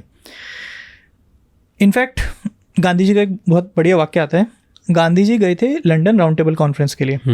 वहाँ उन्होंने बहुत इमोशनल होकर एक बात बोली कि you Britishers have destroyed the beautiful tree of education that was in India. वहाँ ब्रिटिशर्स हंसे उन पे कि क्या बात कर रहे हो भाई, हमने दिया तुम्हें एजुकेशन, तुम्हारे पास तो कुछ था ही नहीं, तुम तो भूखे नंगे लोग थे. तो धर्मपाल जी करके उनके एक बहुत बड़े फॉलोअर थे. Very few people know of his name. He took it as a personal offend कि भाई गांधी जी ने कुछ बोला है तो बहुत सोच समझ के बोला होगा. वो लंदन गए 10 साल अपने खर्चे पे, खुद के खर्चे पे. उन्होंने वहाँ पर पूरे आर्काइव्स जो होते हैं ब्रिटिश आर्काइव्स, उनको खंगाला और उन्होंने 5 बुक्स लिखी. उन्होंने उनमें से एक जो बुक थी वो एजुकेशन सिस्टम इन इंडिया पे थी, और ये पूरे से बेस्ड है ब्रिटिशर्स के सर्वेस पे. तो ब्रिटिशर्स ने खुद मद्रास प्रोविंस में, बंगाल प्रोविंस में, पंजाब में, सब जगह सर्वेस कराए थे और स्टेट ऑफ एजुकेशन सिस्टम के बारे में क्या था वो समझा था. आप विश्वास नहीं करोगे, उनके सर्वेस के हिसाब से ये बात है, हर गांव में एक स्कूल था. हर गांव में एक स्कूल था. उस स्कूल में इक्वल प्रोपोर्शनेट जो रिप्रेजेंटेशन था डिफरेंट कास्ट का, डिफरेंट सोशल वर्क का. वो स्कूल्स वहीं की लोकल लोग ही मैनेज करते थे, फाइनेंसेस भी वहीं से होते थे. और उन स्कूल्स में रामायण महाभारत तो पढ़ाई जाती थी. These were taught as history, they were taught maths, they were taught Sanskrit, they were taught literature. And depending on the context, मतलब the education system was so wonderful कि डिपेंडिंग ऑन द कॉन्टेक्स्ट, अगर कोई Weaver, किसी गांव में Weaver की communities ज़्यादा हैं तो वहाँ बचपन से ही वीविंग सिखाई जाती थी, उसके बारे में हिस्ट्री पढ़ाई जाती थी. जहाँ पर मशीनरी वाले काम ज़्यादा होते थे वहाँ पर विश्वकर्मा का साहित्य पढ़ाया जाता था. All that used to happen. This was until 1850s. Britishers, what they did is they destroyed the education system, but they did not ban anything. Many people think कि उन्होंने शायद इन सब पे बैन लगा दिया. Britishers destroyed all our systems. We had great factories also by the way, मतलब and most of these factories were done by so called lower caste. Bengal की एक टाइम पे 1/3 पॉपुलेशन टेक्सटाइल इंडस्ट्री में थी, एंड वही बंगाल के लगभग लाखों की संख्या में लोग फेमाइन में गए, है ना. तो वही बंगाल का ये 100 साल के अंदर ये हालत हो गया. ब्रिटिशर्स ने क्या किया, इकोनॉमी पे कंट्रोल बनाया उन्होंने. दे वर द फर्स्ट वंस जिन्होंने इकोनॉमी को पूरा सक आउट कर लिया. उन्होंने टैक्सेशंस बहुत इंट्रोड्यूस किए. इंडिया के जो एक्सपोर्ट्स हैं उस पर बहुत ड्यूटीज़ इम्पोज की. इंडिया के प्रोड्यूस पे बहुत ड्यूटी एक्सपोर्ट की. फार्मिंग में उन्होंने उस तरह की चीज़ें जो उसको कैश क्रॉप बोलते हैं उनको डलवाया. उससे इंडिया की, और वहाँ से जो ब्रिटिश के लंदन से चीज़ें आ रही हैं, फिर ब्रिटेन से चीज़ें आ रही हैं, उन पर ड्यूटी फ्री कर दिया. उससे हुआ क्या, हमारी इकोनॉमी पूरी चरमरा गई. जहाँ हम इतनी प्रॉस्परस थे, जहाँ हमारे इतने अच्छा एजुकेशन सिस्टम था, वहाँ ये 50 साल में हालत हो गई 1850 to 1900 में कि हमारे पास खाने पीने के लिए तो मुश्किल आ गई, तो पढ़ाई कहाँ से होगी. तो एक वो जो ब्यूटीफुल ट्री ऑफ एजुकेशन था, ब्रिटिशर्स ने उसको सिस्टमेटिकली इस तरह से डिस्ट्रॉय किया. तो ये प्राइमरी एजुकेशन इस तरह से हुई, और उसको फिर हम नहीं उठा पाए. आज भी अगर मैं आज के कॉन्टेक्स्ट में देखूंगा, मतलब ये मेरे को, जब मैं पास के गांव जाता था बच्चों को पढ़ाने कॉलेज के टाइम में, तब मुझे बहुत स्ट्राइक होता था कि वो बच्चों को हम पहले तो प्राइमरी एजुकेशन भी इंग्लिश में दे रहे हैं. बच्चा मैं देखता था सूरज जो आसमान में जिसको वो डेली बोलता है, और सन जो वो इंग्लिश की बुक में पढ़ रहा है अपनी, उसको रिलेट ही नहीं कर पाता था. उसको वो दोनों चीज़ें उसको अलग लगती थी, क्योंकि आपने, और ये बहुत प्रूवन स्टडीज़ हैं अब यहाँ पर, कि आपको अपनी प्राइमरी एजुकेशन पूरी आपकी मदर टंग में होनी चाहिए. सेकेंडली, बहुत अच्छी बात है, दुनिया जहाँ की उसको चीज़ें पढ़ाई जा रही हैं. तमिलनाडु में क्या उगता है, पंजाब में क्या उगता है, सारी बात सही है. उस गांव में, उस एरिया में क्या उगता है, क्या उसकी हिस्ट्री रही है, वो सब पढ़ाया ही नहीं जाता. तो पूरी एजुकेशन ऐसी है जो डिस्कनेक्टेड है आपकी एग्जिस्टिंग लाइफ से. आपकी फैमिली क्या करती है उसका कुछ नहीं सिखाया जाएगा आपको उस एरिया का कुछ नहीं सिखाया जाएगा. तो उससे आप, और कंट्रोल भी पूरा सेंट्रल. आप आज सोचोगे तो एक सबसे बड़ा चैलेंज जो अगर एजुकेशन का मैं बोलूँगा, तो the problem has been centralization of education. Teachers ऊपर सेंट्रल एग्जाम से अपॉइंट होके गांव में आ जाएंगे. There will be no say of villages in that, कि कौन टीचर यहाँ बनेगा, कौन नहीं बनेगा, क्या बिल्डिंग होनी चाहिए, क्या रंग होना चाहिए, उस पर कोई से नहीं है. क्या पढ़ाया जाना उस पर तो बिल्कुल ही से नहीं है. ऊपर से बुक्स छप के आ जाएंगे यहाँ पर. तो मेरे को ग्वालियर के बारे में मैंने कभी बचपन में फॉर्मली पढ़ा ही नहीं है. अगर मैं पढ़ता तो मुझे एक सेंस ऑफ बिलोंगिंग आती, मुझे हिस्ट्री के बारे में पता चलता, मुझे अपने एरिया के बारे में पता चलता, उसकी प्रॉब्लम्स पता चलती, तो मैं उसको सॉल्व करने की कोशिश करता. और इसलिए मतलब जैसे हम भी जो इनिशिएटिव ले रहे हैं, तो हमारी ये कोशिश रहती है कि जैसे न्यूटन स्कूल ऑफ टेक्नोलॉजी में, कि उस एरिया के बारे में तो अवेयरनेस रहे. तो हम वहाँ पर बच्चों को, हमारी ऐसे सब्जेक्ट्स भी हैं जहाँ पर आसपास जाना पड़ता है, किसानों के बीच में रहना पड़ता है, ये सारी चीज़ें करनी पड़ती है. तो एक अवेयरनेस बढ़े, उनकी प्रॉब्लम सॉल्व करो. तो education has been very disconnected to what is happening on the ground. That is the biggest challenge of education, I'll say today. Ground reality से बहुत दूर है. बहुत दूर है. That is also true, क्योंकि अगर फॉर एग्जाम्पल लेट्स से अगर मुझे ये पता होता कि मेरे आसपास के गांव में, गलियों में क्या उगता है, क्या बनता है, क्या उधर की खासियत है, कौन सा उसका आर्ट है, तो मैं उसको उठा के मॉडर्न करके दुनिया में ले जाने की कोशिश करता कि यार ये मुझे कितनी अच्छी लगती है. अब जब मैंने एक्सप्लोरेशन किया, फॉर एग्जाम्पल हर इंसान अपनी लाइफ में कभी ना कभी कुछ ना कुछ एक्सप्लोर करता है. या पास के गांव में जाता है, बड़े शहर में जाता है, दूसरे किसी देश में जाता है. तो जब वहाँ पे जाके देखेगा कि ओह ये तो है ही नहीं इधर, then only the thoughts will connect and be like कि ये मेरे गांव का जो आर्ट है, ये मेरे गांव की जो चीज़ है, probably let me tick to New York और लंदन और वेरेवर जहाँ पे आप घूमने जाते हैं. एब्सोल्युटली. या Mumbai, Delhi, Bangalore, Pune. Absolutely. And maybe some of them would want to do continue doing. Exactly. आज का एजुकेशन तो आपको डिस्कनेक्ट कर देता है. मतलब इट सेज कि this is not even a career option. कोई स्कूल से निकल के ये थोड़ी सोचता है कि मैं चलो जो मेरा लोकल आर्ट है आई विल परस्यू दैट. वो तो आउट ऑफ क्वेश्चन है. तो वो पूरे स्कूलिंग सिस्टम में लोकल आर्ट है क्या. एग्जैक्टली. प्राइड ही नहीं है उसमें. लोकल आर्ट प्राइड अवेयरनेस ही नहीं है. बिल्कुल. हमारे आसपास होता क्या है, किस चीज़ के लिए जाने जाते हैं, फेमस है, क्योंकि जिस भी शहर में हम रहते हैं, जिस भी गांव में हम रहते हैं, उसका एक इकोसिस्टम होगा, क्योंकि वो अगर हज़ारों सालों से एग्जिस्ट करता है तो वहाँ पे कुछ तो होता होगा जो वहीं का ट्रू होगा without before all of this globalization came in the picture. तो सेंट्रलाइजेशन का मतलब ये एक बहुत बड़ी प्रॉब्लम है, और ये हायर एजुकेशन में भी प्रॉब्लम है. अगर आप सोचोगे बहुत अच्छे अच्छे इंडिया में कॉलेजेस हैं, ऐसा नहीं IIT बॉम्बे है, IIT लेकर सब कुछ है. क्या IIT बॉम्बे के वन ऑफ द मैंडेट्स है कि हम बॉम्बे की जो वाटर लॉगिंग की प्रॉब्लम है वो सॉल्व करेंगे? क्या बेंगलोर में जो कॉलेजेस हैं, क्या कभी वो सोचते हैं कि हम बेंगलोर की ट्रैफिक की प्रॉब्लम हमारी जिम्मेदारी है? तो आसपास की प्रॉब्लम से कोई रिलेशन ही नहीं है.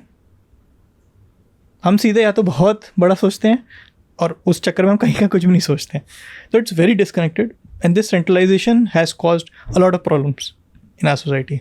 Really. But do you also feel कि ऐसी चीज़ करने से आप कभी भी लाइफ में कुछ बड़ा नहीं सोच पाओगे फिर? I am just thinking from a different length. So I am not saying कि ये सब मतलब नहीं होना चाहिए, तो बिल्कुल होना चाहिए. हमको तो दुनिया के बारे में बेस्ट चीज़ें क्या चल रही हैं, साइंस में सबसे लेटेस्ट क्या है, वो सब होना चाहिए. बट साथ में अपनी हिस्ट्री के बारे में, अपने एकदम लोकल एरिया के बारे में, अपनी लोकल एरिया की प्रॉब्लम्स के बारे में, एंड दैट एटीट्यूड कि ये मेरी प्रॉब्लम्स हैं, मुझे इनको सॉल्व करना है, and probably I will use the best of things which I am learning from around the world, उनको यूज़ करके ही सॉल्व करना है. बट वो मुझे सॉल्व करना है. अभी तो ये डिस्कनेक्ट ही है, आपको सिर्फ और सिर्फ वही पढ़ाया जाता है और ये तो पढ़ाया ही नहीं जाता. नहीं, जैसे आपने बोला कि मैंडेट होना चाहिए, तो अगर ये मैंडेट हो गया तो फिर प्रॉब्लम नहीं होगी कि हर बच्चा यही सोच रहा है कि भाई मैं वाटर क्लॉगिंग की प्रॉब्लम कैसे सॉल्व करूँ. तो जब तक वो सॉल्व नहीं होगी तब तक वो सोच ही नहीं पाएगा. ये तो फिर हम जैकेट कर रहे हैं. जितना ज़्यादा आप जैकेट्स डालोगे एक इंसान पे उतनी ज़्यादा प्रॉब्लम है, क्योंकि वो फिर रिस्ट्रिक्टेड थिंकिंग करेगा. डेफिनेटली. तो I am not in favour जिसके ऑफ ऊपर जैकेट नहीं है, जिसके ऊपर कोई मैंडेट नहीं है, लाइक ये लो तुम्हारा कॉलेज जाओ, जो करना है वो करना है, सोचो दुनिया में तुम क्या कर सकते हो, तभी तो फिर वहाँ से ओला वुड कम आउट और like a large company would come out. So if you think of it, what Ola or any company does is basically solving a problem of society. Individual की कुछ प्रॉब्लम होगी, ओला identify कि यार एक जगह से दूसरे जाना is a cumbersome task and people are willing to pay for it. So that's why they solved it. Unless you operate in the society, how would you know the problem of the society? How would you even think of building business? Secondly, I am not at all in favor of doing it compulsorily. But वो हमारा system ही इस तरह से designed है कि लोगों में वो भावना भी नहीं है कि मैं सोचूं भी. मतलब मैं उसी रोड से गुजरूंगा और सोचूंगा कि यार ये रोड कितनी ख़राब है, but I do not feel empowered enough to even think of कि इसको सॉल्व करना है. We'll always be in creeping mode. We'll wait for some कोई ऊपर से आके हमारे लिए सॉल्व कर देगा. तो that's the attitude what I am talking about. Okay, so talking about attitude, talking about problems कि आज के एजुकेशन सिस्टम में प्रॉब्लम क्या है, लेट्स टॉक अबाउट फ्यूचर. ठीक है, तो मेरा ये क्वेश्चन था कि हमने पास की प्रॉब्लम्स की बात कर दी, फ्यूचर में क्या आ रहा है? क्योंकि हर कोई डरा हुआ है, क्या करना चाहिए, कैसे हम खुद को तैयार कर सकते हैं कि फ्यूचर में हम जॉबलेस नहीं हो, हम अच्छा फ्यूचर सिक्योर बना पाए, हमारे पास पैसे हों. क्योंकि अगर आप सिर्फ पहले देखो राइट 90s में 2000s में, तब से एक रेस चली आई कि आप किसी ना किसी तरह बस MBA कर लो. अगर आपने MBA कर लिया, इंजीनियरिंग कर ली, CA बन गए, तो आपकी लाइफ सॉर्टेड है. I know so many people today जो MBA के बाद उनको कुछ नहीं मिल रहा, इंजीनियरिंग कर ली उसके बाद भी कुछ नहीं मिल रहा. तो जब जो सबसे ज़्यादा इंडिया के जो सिक्योर्ड करियर से जहाँ माँ बाप बोलते हैं कि बेटा ये डिग्री तो कर ही लो, उन दोनों में लगी पड़ी है. तो फ्यूचर में क्या होगा, किधर क्या पढ़ाई करें जब एजुकेशन सिस्टम ज़्यादा कुछ सिखा नहीं रहा है, इंजीनियरिंग MBA में कुछ मिल नहीं रहा है, तो करना क्या है? तो आई थिंक पहले मैं अगर एक बड़ा डिसोनेंस सा हो गया है सिस्टम में वो देखूँ, तो अगर आप मेरे से पूछोगे कि जॉब्स की कमी है, मैं बोलूँगा नहीं. अब इंडस्ट्रीज़, मैं तो कंपनी ही चलाता हूँ जहाँ पर लोग सॉफ्टवेयर डेवलपर बन के निकलते हैं. कंपनीज मरी पड़ती हैं कि भाई हमको अच्छे लोग चाहिए, and they are willing to pay top dollars even today. Market में थोड़ा स्ट्रम डेफिनेटली है, but it's a very temporary thing. On the other hand, जो लोग निकल के आ रहे हैं कई सारे कॉलेज से, 90% of them are not even employable. मतलब एक बेसिक ऐप भी नहीं बना सकते. तो वो एक सबसे बड़ा चैलेंज वही है कि लोगों के पास आज भी अगर आप देखोगे स्किल्स नहीं है. लोग एक्सपेक्ट करते हैं कि हम मैजिकली कॉलेज में पहुंचेंगे, कॉलेज की डिग्री हमें मिल गई है तो अब तो हमें जॉब मिल जानी चाहिए. That is not happening. मतलब मैं आई बी वेरी कैंडिड, अगर आप IITian भी हो और आपका स्किल नहीं है, गलती से आपको जॉब मिल भी गई कैंपस से, आप you won't survive in the market, you won't be at all near. मतलब someone who is come from very tier 3 college और no college at all will beat you any day if they have the right skill and the right attitudes. Fair. तो मुझे लगता है एक तो skills पे तो आपको डेफिनेटली वर्क करना चाहिए. That is so true. तो मैं 3 स्पेसिफिक चीज़ें बोलूँगा मतलब यहाँ पर जो लोगों को यहाँ पर एक हमेशा इन डिमांड रखेंगी. सबसे पहला स्किल, आपका प्रोडक्ट राइट होना चाहिए, आपको चीज़ें आनी चाहिए. You can't bluff your way into the corporate world और any world as a matter of fact. तो आपको स्किल्स आनी चाहिए. Second, I would say attitude right होना चाहिए. मतलब अगर आप देखोगे, ये अपने आसपास भी अगर हम देखें, those who are the smartest, they are not the ones who are winning the most. ऐसा बिल्कुल नहीं है. those who had the right perseverance, कि मतलब मैं परसिवर करूँगा कुछ भी हो जाए, कंसिस्टेंसी के साथ वो कंटिन्यू करते रहे, वो लोग एनी डे. मतलब ये मैं न्यूटन स्कूल में भी देखता हूँ, कुछ बच्चे आते हैं बहुत ओवर स्मार्ट होंगे कि मेरे को तो बहुत पहले से सब कुछ आता है ये वो, और कुछ बच्चे होंगे जो बहुत हम्बल होते हैं कि eager to learn. Today I see कि मतलब जो लोग इस एटीट्यूड के साथ आते थे, they are stuck around 15 lakh के आसपास सैलरी पे।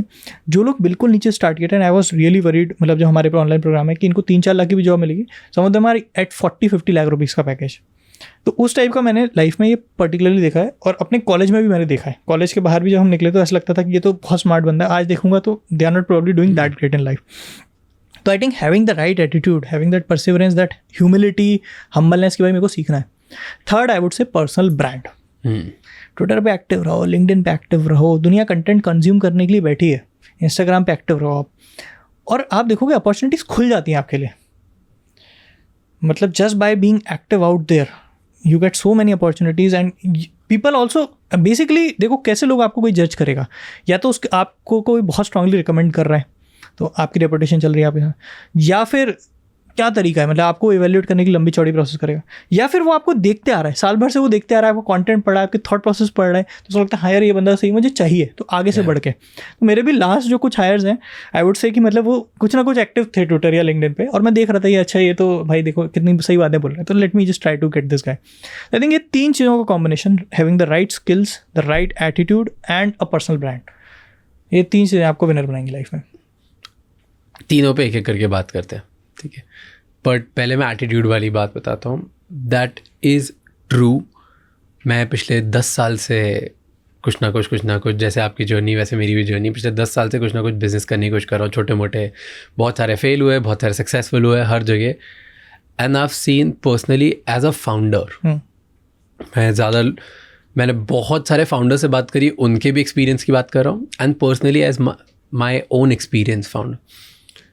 जब भी मुझे कोई ऐसा इंसान मिला है जो मे बी मैंने उनको हायर किया है लेट्स से ऑपरेशंस के लिए, बट वो आया है, ऑपरेशन तो उसने सॉल्व कर दिया और बहुत स्मार्ट इंसान है, बहुत बढ़िया है, राइट, लेकिन फिर वो उसके बाद कुछ और सॉल्व नहीं करता। जब तो वो वेट करता है मेरे लिए कि मैं उसे कुछ इंस्ट्रक्शन दूँ या मैं कोई प्रॉब्लम दूँ तो सॉल्व करेगा, वो लोग मेरे साथ लॉन्ग टर्म तक नहीं चले। वर्सेस वो लोग जिसको मैंने हायर किया था फॉर एग्जांपल फाइनेंस के लिए, बट दे ऑल सॉ कि ओके कंपनी तेज़ी से ग्रो हो रही है तो यार मार्केटिंग में भी ज़रूरत है, जब तक कोई मार्केटिंग नहीं मिलता let me solve this problem, let me solve.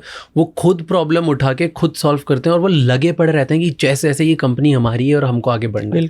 सो जो जिनका एटीट्यूड ऐसा होता है ना कि नहीं आता ना कर लेंगे, कैसे भी कर लेंगे, वो खुद कंपनी में प्रॉब्लम्स ढूंढते हैं, खुद सॉल्व करने की कोशिश करते हैं और खुद ही बनाते हैं और खुद ही आगे उसके बाद वो सॉल्यूशंस और लोगों के साथ भी आते हैं। बिल्कुल कि यार ठीक है हमसे नहीं हो पा रही है। And to me those are the people who have been with me for long. वो आए थे किसी चीज़ के लिए, कर कुछ और रहे हैं और आज वो शायद मेरे left hand right hand type हर जगह हर कंपनी में बन चुके। बिल्कुल। एंड वो कोई बड़े कॉलेज से नहीं है, कोई बड़ी जगह से नहीं है, बट उनकी सैलरी सबसे ज़्यादा है, उनकी इक्विटी सबसे ज़्यादा है, उनकी ESOP सबसे ज़्यादा है। They are the biggest one and this I have seen again and again in every company. आज के फ्रेशर्स में राज एक चीज़ मैं देख रहा हूँ कि एक बड़ा चैलेंज क्या आ रहा है, क्योंकि सोशल मीडिया के दोनों साइड हैं। एक पॉजिटिव साइड तो मैंने बताया, नेगेटिव साइड में क्या लग रहा है, सबको ये लग रहा है कि बाकी लोग बहुत कूल हैं, हम एकदम अनकूल बैठे हैं, हम पता नहीं क्या काम कर रहे हैं, वो देखो कितना बढ़िया कूल काम कर रहा है, कितनी बढ़िया डिज़ाइन बनाई है ऑल दो, है ना। उसके कारण एक सर्टन एटीट्यूड आ गया फ्रेशर्स में कि ये काम बहुत कूल है, ये काम बहुत सेक्सी है और ये काम खराब है। और कई सारे फ्रेशर्स उस एटीट्यूड को लेकर कंपनी में आते हैं और उनको लगता है कि नहीं यार मैं तो बस आज ही मेरे को CEO बना दो बस कंपनी का, मैं तो सिर्फ कूल प्रॉब्लम करूँगा, मैं स्ट्रैटेजी करूँगा। जबकि रियलिटी है मतलब कि लोग ग्राउंड से जो उठते हैं ना, जो बिल्कुल हर तरह का काम करने को तैयार रहते हैं, एंड एज फाउंडर आपको भी पता होगा मतलब कि सारे काम करने के लिए आपको तैयार होना पड़ता है, तभी जाके आप लाइफ में सक्सेसफुल होते हो। तो ये हम्बलनेस और ये जो एक ह्यूमिलिटी होनी चाहिए वो सब में बनी होनी चाहिए। इनफैक्ट मतलब अपनी कंपनी में भी we prefer let's say more curious, more humble people over 10x problem smarter people, क्योंकि मैंने हमेशा देखा है कि वो 10x प्रॉब्लम सॉल्वर जो है या स्मार्ट बंदा है वो, क्योंकि प्रोएक्टिवली जैसा आपने बोला, वो प्रोएक्टिवली प्रॉब्लम को लेता ही नहीं है, तो वो कंपनी की प्रॉब्लम नहीं सॉल्व कर रहा है, वो ये हमेशा ही सोच रहा है कि मैं स्मार्ट चीज़ करूँगा, मैं कूल चीज़ करूँ। कंपनी को जरूरी नहीं है आज के डेट में एकदम कूल चीज़ करके ही सॉल्व होगी, कंपनी की प्रॉब्लम बिल्कुल डिफरेंट है, उसको एकदम ग्राउंड लेवल वाला काम चाहिए। Fair, I agree with this कि बहुत सारे फ्रेशर्स हैं जो बोलते हैं hey but this will not help me in my career, so I don't want to do this job because I have decided that I only do this. And I am like भाई 21 साल का है तू मतलब 5 साल बाद मुझे किसी को नहीं पता होगा तू क्या कर रहा है और मैं क्या कर रहा हूँ, कुछ क्या बात कर रहे हो। ओके देन स्किल हमारी बात होगी। एटीट्यूड क्या एटीट्यूड में से कौन सी 3 चीज़ें लोगों को सीखनी चाहिए जो आपको लग रहा है कि आज के जो यंग लोग हैं उनमें प्रॉब्लम है? कौन सी ऐसी 3 एटीट्यूड की व्हाट डू यू के एटीट्यूड में प्रॉब्लम्स है लोगों की? कौन सी चीज़ें देख रहे हो जो आपको लगता है कि यार ये ख़राब है, ये चेंज कर दे तो बच्चा सही हो जाएगा, नहीं तो लग जाएंगे भाई फ्यूचर में, मैं 10 साल से कर रहा हूँ, पता है मुझे कैसी प्रॉब्लम होगी, ऐसा आपको फीलिंग आती होगी? तो कौन सी ऐसी फीलिंग है? मुझे लगता है एक तो सबसे पहले भैया रियल रहो, ग्राउंडेड रहो और समझो कि लाइफ लंबी है। अभी क्या हो रहा है, सब लोग इधर उधर देखते हैं, दिखता है सब कुछ कोई कूल कर रहा है, यार देखो अरे राज कितने बड़े बन गए हैं, मेरे को भी आज ही बनना है और अभी बनना है। और आज को राज बनने की जो जर्नी रही है वो आप ही जानते होगे कि कितनी ग्रूलिंग रही है, कितनी हार्डवर्किंग रही है, उसमें कितना पेन रहा है और कैसे कैसे चैलेंजेस आए हैं।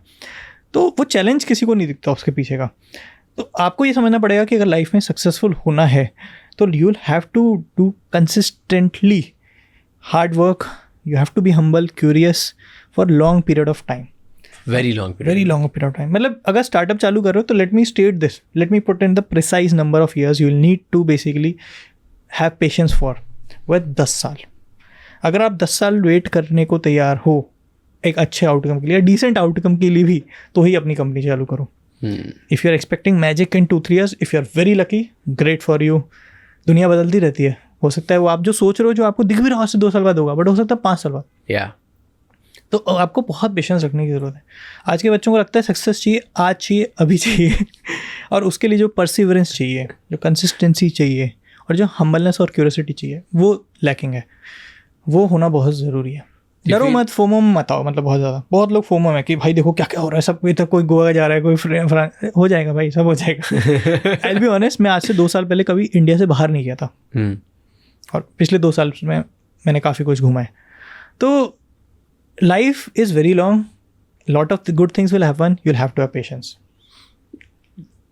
You know I don't know, I think मैं इतना उस लेवल पे नहीं पहुंच पाया हूँ लाइफ में, या मैं उस थॉट प्रोसेस से नहीं आता जहाँ पे मुझे लगता है कि पेशेंस होना चाहिए।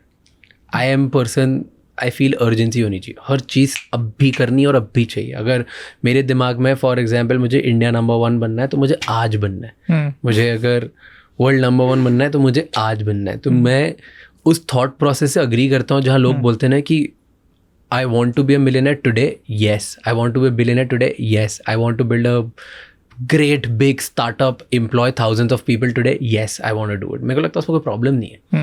There's no problem in wanting things today, but at the same time, are you using this as a motivation or are you using this as a, let's say, anxiety or depression?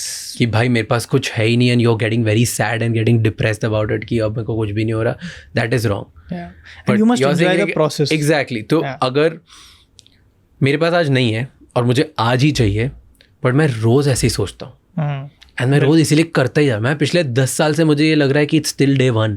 मतलब आज तो शुरू हुआ हूँ यार, मैं भी और आग लगानी, भी और आग लगानी, भी और आग लगानी। I want more, I want more, I want. I will use example of Bhagavad Gita here. Basically आपको गोल पे ऑब्सेस करके नहीं रखना है, उसको एंग्जाइटी नहीं करनी। जो प्रोसेस है उस पर आपको इम्पेशेंस रखनी बहुत ज़रूरी है। कि मैं एक्शंस में अपने कमी नहीं करूँगा किसी भी तरह की, लेकिन उसके फ्रूट्स के लिए मैं छटपटाऊंगा नहीं कि मेरे को मिल नहीं रहा, क्यों नहीं मिल रहा यार, सबको मिल गया है। उस चीज़ के लेकर परेशान नहीं होऊंगा। बट जैसा आपने बोला, डेली बेसिस पे बहुत अर्जेंसी होनी चाहिए कि मैं फास्ट जाऊँ। और ये we owe this not to just us, हमको अपने लिए अच्छी लाइफ बनानी है, हमारे देश के लिए, हमारी सोसाइटी के लिए बहुत ज़रूरी है। इंडिया के लिए तो हमें कॉन्स्टेंटली, मतलब मैं कभी बार सोचता हूँ कि क्या मैं कभी रिटायर होऊंगा लाइफ में, तो मुझे लगता है कि मतलब रिटायर मैं शायद अपने लिए तो हो सकता हूँ, बट अगर मुझे देश को आगे लेते जाना है तो मुझे तो कॉन्स्टेंटली काम करते ही रहना चाहिए हमेशा। ट्रू। तो I think that should be the attitude that youngsters have today. True. You know, मेरे को एक फ्रेमवर्क है जो मैं फॉलो करता हूँ लाइफ में, on figuring out only. Figure out why you want to do something in a very long period of time. Figure out what you want to do in medium period of time. Figure out how you want to do in very short amount of time. Yes. And do this every day. And do this every day. So अगर तुम्हें चाहिए कि यार मेरी life का purpose क्या है, मैं किस चीज़ की तरफ भाग रहा हूँ, एक दिन में मत डिसाइड करो, टाइम लगाओ। 10-20 साल का तुम विजन बनाओ, लंबा, लॉन्ग, और उस टाइम को बनाने बहुत टाइम। Absolutely. फिर वो विजन के लिए करना क्या है, तो मैं अगले 4 साल या 3 साल या 5 साल क्या करूँगा ऐसा कि जो मैं उस चीज़ तक पहुँचूंगा, बिल्कुल उसको बनाने में टाइम लगाओ. एंड देन डेली बिना सोचे समझे ज़्यादा हाउ, अच्छा ओके ये करने से ही होगा, ये करने से ही होगा, ये करने से ही होगा, ये करने से ही होगा, और वो करते जाओ. Because the more you do that then only you will be able to achieve your medium term and long term. बहुत बहुत सही बात बोली है. कमिंग बैक टू एटीट्यूड हो गया personal brand, right. I am a big believer, मतलब मैं पर्सनल ब्रांड पोस्टर बॉय मालूम, मैं बहुत बड़ा believer. But do you feel कि पर्सनल ब्रांड हेल्प करती है फ्रॉम योर लेंस? मेरे को तो मैं बोलूँगा तो इट्स जस्ट लाइक कि हाँ भाई ये तो बोलेगा ही ना. नहीं, बिल्कुल बहुत हेल्प करती है. मैं अपने NST स्टूडेंट्स को भी ये चीज़ बहुत स्ट्रांगली बोलता हूँ कि अपनी अपनी पर्सनल ब्रांड बनाओ, लिंक्डइन पे रहो, ट्विटर पे रहो, सब जगह रहो एंड रहो. इसके कुछ पिटफॉल्स भी हैं, मतलब we have to be aware about it. I will talk about them also later. जैसे पिटफॉल्स जैसे कि कई बार आप एक्चुअल काम को भूल के पर्सनल ब्रांड ही बनाने लग जाते हो. आप बस बोलने में अच्छे हो जाते हो लेकिन एक्चुअल काम में बहुत अच्छे नहीं हो. है ना. तो आप फिर पूरी अपनी एक्टिविटी सब कुछ उस डायरेक्शन में ऑप्टिमाइज करने लग जाते हो कि पर्सनल ब्रांड कैसे अच्छी बनेगी. Personal brand should be a by product of what you are doing. It should not be the main objective of but that anyway in long run will be a by product ना. मतलब आप short term में आप अच्छा बोल भी रहे हो, 1 साल तक लोग देख लेंगे, 1 साल बाद देखा भाई इसने खुद ने तो कुछ अचीव नहीं किया, क्या इसकी सुनो, ऑटोमेटिकली आपका लाए बाहर आ जाएगा. बट ये गलती करने के बाद समझने में टाइम लगता है. और ये बच्चे, आजकल के बच्चे बहुत गलतियां कर रहे हैं. उनको लगता है कि personal brand is the main thing, उसी के कारण किसी की सक्सेस आ रही है. So that is happening. तो इसलिए वो 1-2 साल जो गलती के बाद आपको रियलाइज़ होगा, फिर वो एकदम पूरे से बंद कर देंगे, बोलेंगे अब यार कुछ नहीं होता पर्सनल ब्रांड से, तो let me just focus on my work. उसका एक बैलेंस बना के रखना पड़ेगा. 80% time on your work, make sure you are becoming the best in things. And secondly then you are publishing out there. अब मैं उसके 2 रीज़न बताता हूँ, है ना. एंड हमारी मार्केटिंग में भी यही स्ट्रेटेजी है बाय द वे. तो बेसिकली हम क्या करते हैं, हम बोलते हैं बहुत अच्छा बच्चों को पढ़ाई कराएंगे, बहुत अच्छा एक्सपीरियंस देंगे और उसको उसी एक्सपीरियंस को हम बाहर अच्छा निकालेंगे. सेम हम स्टूडेंट्स को बोलते हैं तुम अच्छा करो और उसके बारे में बाहर बात करो. उससे होता क्या है, आपकी अकाउंटेबिलिटी सेट होती है. You are not just going out there, you are setting yourself for दुनिया की scrutiny. And the world is brutal, very very brutal. Yes, so you have to set bars high. You have to make sure कि whatever you are doing, तो उससे एक culture बनता है कि आप बिल्ड कर रहे हो तो शिप भी कर रहे हो. जैसे हमारे यूनिवर्सिटी में जब बच्चों को कोडिंग सिखाते हैं तो एक कल्चर बनता है कि आप जो भी बिल्ड कर रहे हो उसको पब्लिकली भी निकालो और इतना अच्छा बनाओ कि कोई उसको फीडबैक खराब ना दे पाए. तो पर्सनल ब्रांड के 2 बड़े फ़ायदे होते हैं. एक, आपको एक्सपोजर मिलता है दुनिया जहाँ से आपके लिए बहुत अपॉर्चुनिटीज़ खुलती हैं. दूसरा, आपकी एक अकाउंटेबिलिटी सेट होती है. मुझे लगता है पर्सनल ब्रांड ना इतनी सोच समझ के नहीं बनानी चाहिए. This is my personal belief. I think आपको रियल होना पड़ता है. सो जो आपने बात बोली ना कि बहुत लोग सिर्फ पर्सनल ब्रांड बनाने में ही लग जाते हैं, that is completely wrong. I don't think कि पर्सनल ब्रांड वो बन सकती है. बिकॉज मेरे लिए पर्सनल ब्रांड मतलब आपकी पर्सनैलिटी, उस चीज़ की आप ब्रांड बना रहे हो. आपकी पर्सनैलिटी एंड ब्रांड मतलब क्या, कंसिस्टेंटली कौन सी चीज़ आप जो सेम जो बोलते हो वही करते जाते हो. That is branding. So brand is equals to trust. Trust तभी आता है जब एक चीज़ आप बोलते हो और वो करते जाते हो कंसिस्टेंटली. सो जब आप पर्सनैलिटी कंसिस्टेंट दिखाओगे तभी लोग आप पे बिलीव करेंगे. So that is what the idea is कि अगर कोई भी फेक कर रहा है, कोई ऐसा बोल रहा है कि मैं सिर्फ पर्सनल ब्रांड में फोकस करूंगा और कुछ और नहीं करूंगा और इसमें बना दूंगा और इसमें बहुत सक्सेसफुल हो जाऊंगा, मे बी 6 महीने के लिए हो जाओगे, साल भर के लिए हो जाओगे, 1 साल बाद ऑडियंस को भी तुम्हारा झूठ पता चल जाएगा, दुनिया को भी पता चल जाएगा. सच बात है. You need to become the person जिसके बारे में तुम बात कर रहे हो, जिसके जैसा तुम दिखा रहे हो बनना. बिल्कुल. So that is one. Second is given that बहुत लोग सोचते हैं कि मैं ये डाल दूंगा तो फिर लोग क्या बोलेंगे, कैसे बोलेंगे. आई थिंक नहीं सोचना चाहिए, क्योंकि आई पर्सनली फील दैट अगर तुम रियल हो और तुम वल्नरेबल हो तो लोग तुम्हें माफ़ भी कर देंगे तुमने कुछ गलत कर दिया तो. True. कोई प्रॉब्लम नहीं है. मैं कभी नहीं सोचता कि यार ये अगर मैंने ऐसा बोल दिया आज और फिर 2 महीने बाद मैं चेंज हो गया तो हाँ, तो मैं इंसान अब दूसरा हूँ. हर दिन मैं चेंज हो रहा हूँ, हर दिन आप मैं सब चेंज हो रहे हैं. क्या हमारी वैल्यूज़ चेंज हो रही है? नहीं. बिल्कुल. बट क्या मेरा थॉट प्रोसेस, दुनिया का देखने का नज़रिया चेंज हो रहा है? येस. क्या मेरे प्रोडक्ट चेंज हो रहे हैं? येस. क्या मेरे बिजनेसेस चेंज हो रहे हैं? येस. क्या मैं जिस इंसान को सही मानता था आज 6 महीने बाद गलत मानता हूँ? May be yes. जिसको गलत मानता था उसको सही मान रहा हूँ? येस. So be open. तो तुम जितने वल्नरेबल होगे, जितना रियल साइड अपना ऑडियंस को दिखाओगे, उतना ज़्यादा अच्छा होगा, क्योंकि तुम्हें फिर लाइफ लॉन्ग ना फेक करने की ज़रूरत नहीं. आई वुड से कि ये बहुत इंपॉर्टेंट टेक अवे स्टूडेंट्स को लेना चाहिए in general. Be real. 100%. You can't fake it for long. Personal brand का पर्सनल ब्रांड का एसेंस है एक्सप्रेशन, एंड आई फील इसका क्या मतलब होगा? हाँ, मैं भी बता रहा हूँ, पर्सनल ब्रांड का एसेंस है एक्सप्रेशन। आप ऑलरेडी लोगों से 10 गुना आगे निकल जाते हो अगर आप लाइफ में सिर्फ एक चीज़ करना सीख जाओ, दैट इज़ एक्सप्रेसिंग। किसी भी मोमेंट पे, कहीं पर भी, किसी भी सिचुएशन में, इफ़ यू नो कि आप खुद को एक्सप्रेस कर सकते हो, तो आप 10 गुना आगे बढ़ गए लोगों से। ऑलरेडी आपने आधी रेस तो ऐसे ही जीत ली, आपको कुछ और करने की ज़रूरत नहीं है। अगर आप एक अच्छे एम्प्लॉय हो, एक्सप्रेस कि आपने वो अच्छा एम्प्लॉय बनने के लिए क्या किया या आप क्या सोचते हो, ऑटोमेटिकली आपकी ब्रांड बनने लग जाएगी लिंक्डइन पे, लोग आपको फॉलो करेंगे और दूसरे एम्प्लॉय ढूंढेंगे, भाई ये बढ़िया आदमी बचिए। बिल्कुल। आपको किसी इंसान से बात करनी है, आप जाके उनसे एक्सप्रेस करो रियल कि यार मैं आपके बारे में ये फील करता हूँ, इसलिए मेरे को आपसे बात करनी है। भले वो लव लाइफ हो, पर्सनल लाइफ हो, फ्रेंडशिप हो या अपॉर्चुनिटी हो प्रोफेशनली, आप डायरेक्टली जाके बोल दो यार ये मेरे मन में आया, इसलिए मेरे को आपसे दोस्ती करनी है, इसलिए मेरे को आपसे कनेक्शन बनाना है, या इसलिए मुझे आपसे नेटवर्क करना है। बिल्कुल। आप 10 लोगों से ऑलरेडी आगे जीत गए। बिल्कुल। And to add to that Raj, मतलब एक चीज़ जो मैंने अपने इसमें देखी प्रोफेशनल लाइफ में, ये अपने आप में इतना बड़ा, even with in company is such an advantage कि अगर आप अपने आप को एक्सप्रेस कर पाते हो। 90% लोग अच्छे से कम्युनिकेट ही नहीं कर पाते हैं एंड फ्रस्ट्रेटेड घूम रहे होते हैं कंपनीज में। There was this employee of mine, मतलब she every week just wrote a summary to me कि मैंने इस हफ्ते ये किया है ना। बहुत छोटी कंपनी थी उस टाइम पे अपनी, एंड ये मेरा खुद का फीडबैक है और ये ऐसा रहा है, मैं अगले वीक का ये सोच रही हूँ। एंड मतलब वो एम्प्लॉई का मुझे सब पता होता था, तो आई नो कि how to you know best कि उसको अगला कैसे मेरे को प्रोजेक्ट देना है, क्या देना है, कंपेयर टू अदर्स जो मेरे पास 1-2 महीने बाद आते थे फ्रस्ट्रेटेड कि यार हम कुछ भी कर रहे हैं, हमें समझ नहीं आ रहा है ये वो। तो ability to express yourself, structure it and write well is amazing. And I think ये सब तो बहुत एडवांस लेवल है। I think just simple thing कि आपको जिस मोमेंट में जो फील हो रहा है वो एक्सप्रेस कर दो। अगर वो mummy papa, girlfriend boyfriend, partner, husband wife से अगर हो रहा है तो उसे वो एक्सप्रेस कर दो उसी मोमेंट पे। अगर वो स्ट्रेंजर को हो रहा है तो उसी मोमेंट पे एक्सप्रेस कर दो। अगर कोई नहीं, आपको चीज़ दुनिया को एक्सप्रेस करना, ये मैंने नई चीज़ मेरे को लगी यार, ये चमकी मुझे मस्त, तो आप उस टाइम पे एक्सप्रेस कर दो। जब जो मोमेंट पे आपको एक्सप्रेस करना लग रहा है ना, वो कर दो, and I think your life will be much much much better. आप आपकी पर्सनल ग्रोथ जर्नी में आधी जंग तो जीत गए। True. Okay, I have a few questions based on all the conversation that we've had on education, on stuff. काफ़ी basic. Let's get to the coding वाला part. हमने ना उसमें बात नहीं करी, थोड़ी 5 पॉइंटर्स पे आपने बात करी थी स्किल की। तो फर्स्ट इज कोडिंग। हमने मार्केटिंग में बहुत बात करी क्योंकि मेरा पर्सनल इंटरेस्ट है उसमें। तो एक बिगिनर कोडर को क्या स्किल सेट चाहिए? मैं इसको 2 हिस्सों में तोड़ूंगा। एक बिगिनर कोडर को आज के डेट में अगर स्टार्ट कर रहा है लेट्स से कोडिंग, हाँ, करियर स्टार्ट करने के लिए क्या? बिल्कुल। तो पहले जो एक्चुअली अगर आप इंडस्ट्री देखोगे तो आप जितनी भी जॉब पोस्टिंग जाओगे तो आपको दिखेगा कि इसको ये फ्रेमवर्क आना चाहिए, इसको मर्न स्टैक आना चाहिए, इसको जावा आना चाहिए, ये वो आना चाहिए ना। ये सब ट्रू है, लेकिन इसके नीचे की एक बीनीथ की चीज़ है जो हर कंपनी देखती है लेकिन कभी एक्सप्लिसिटली नहीं बोलती, विच is you should be great problem solver.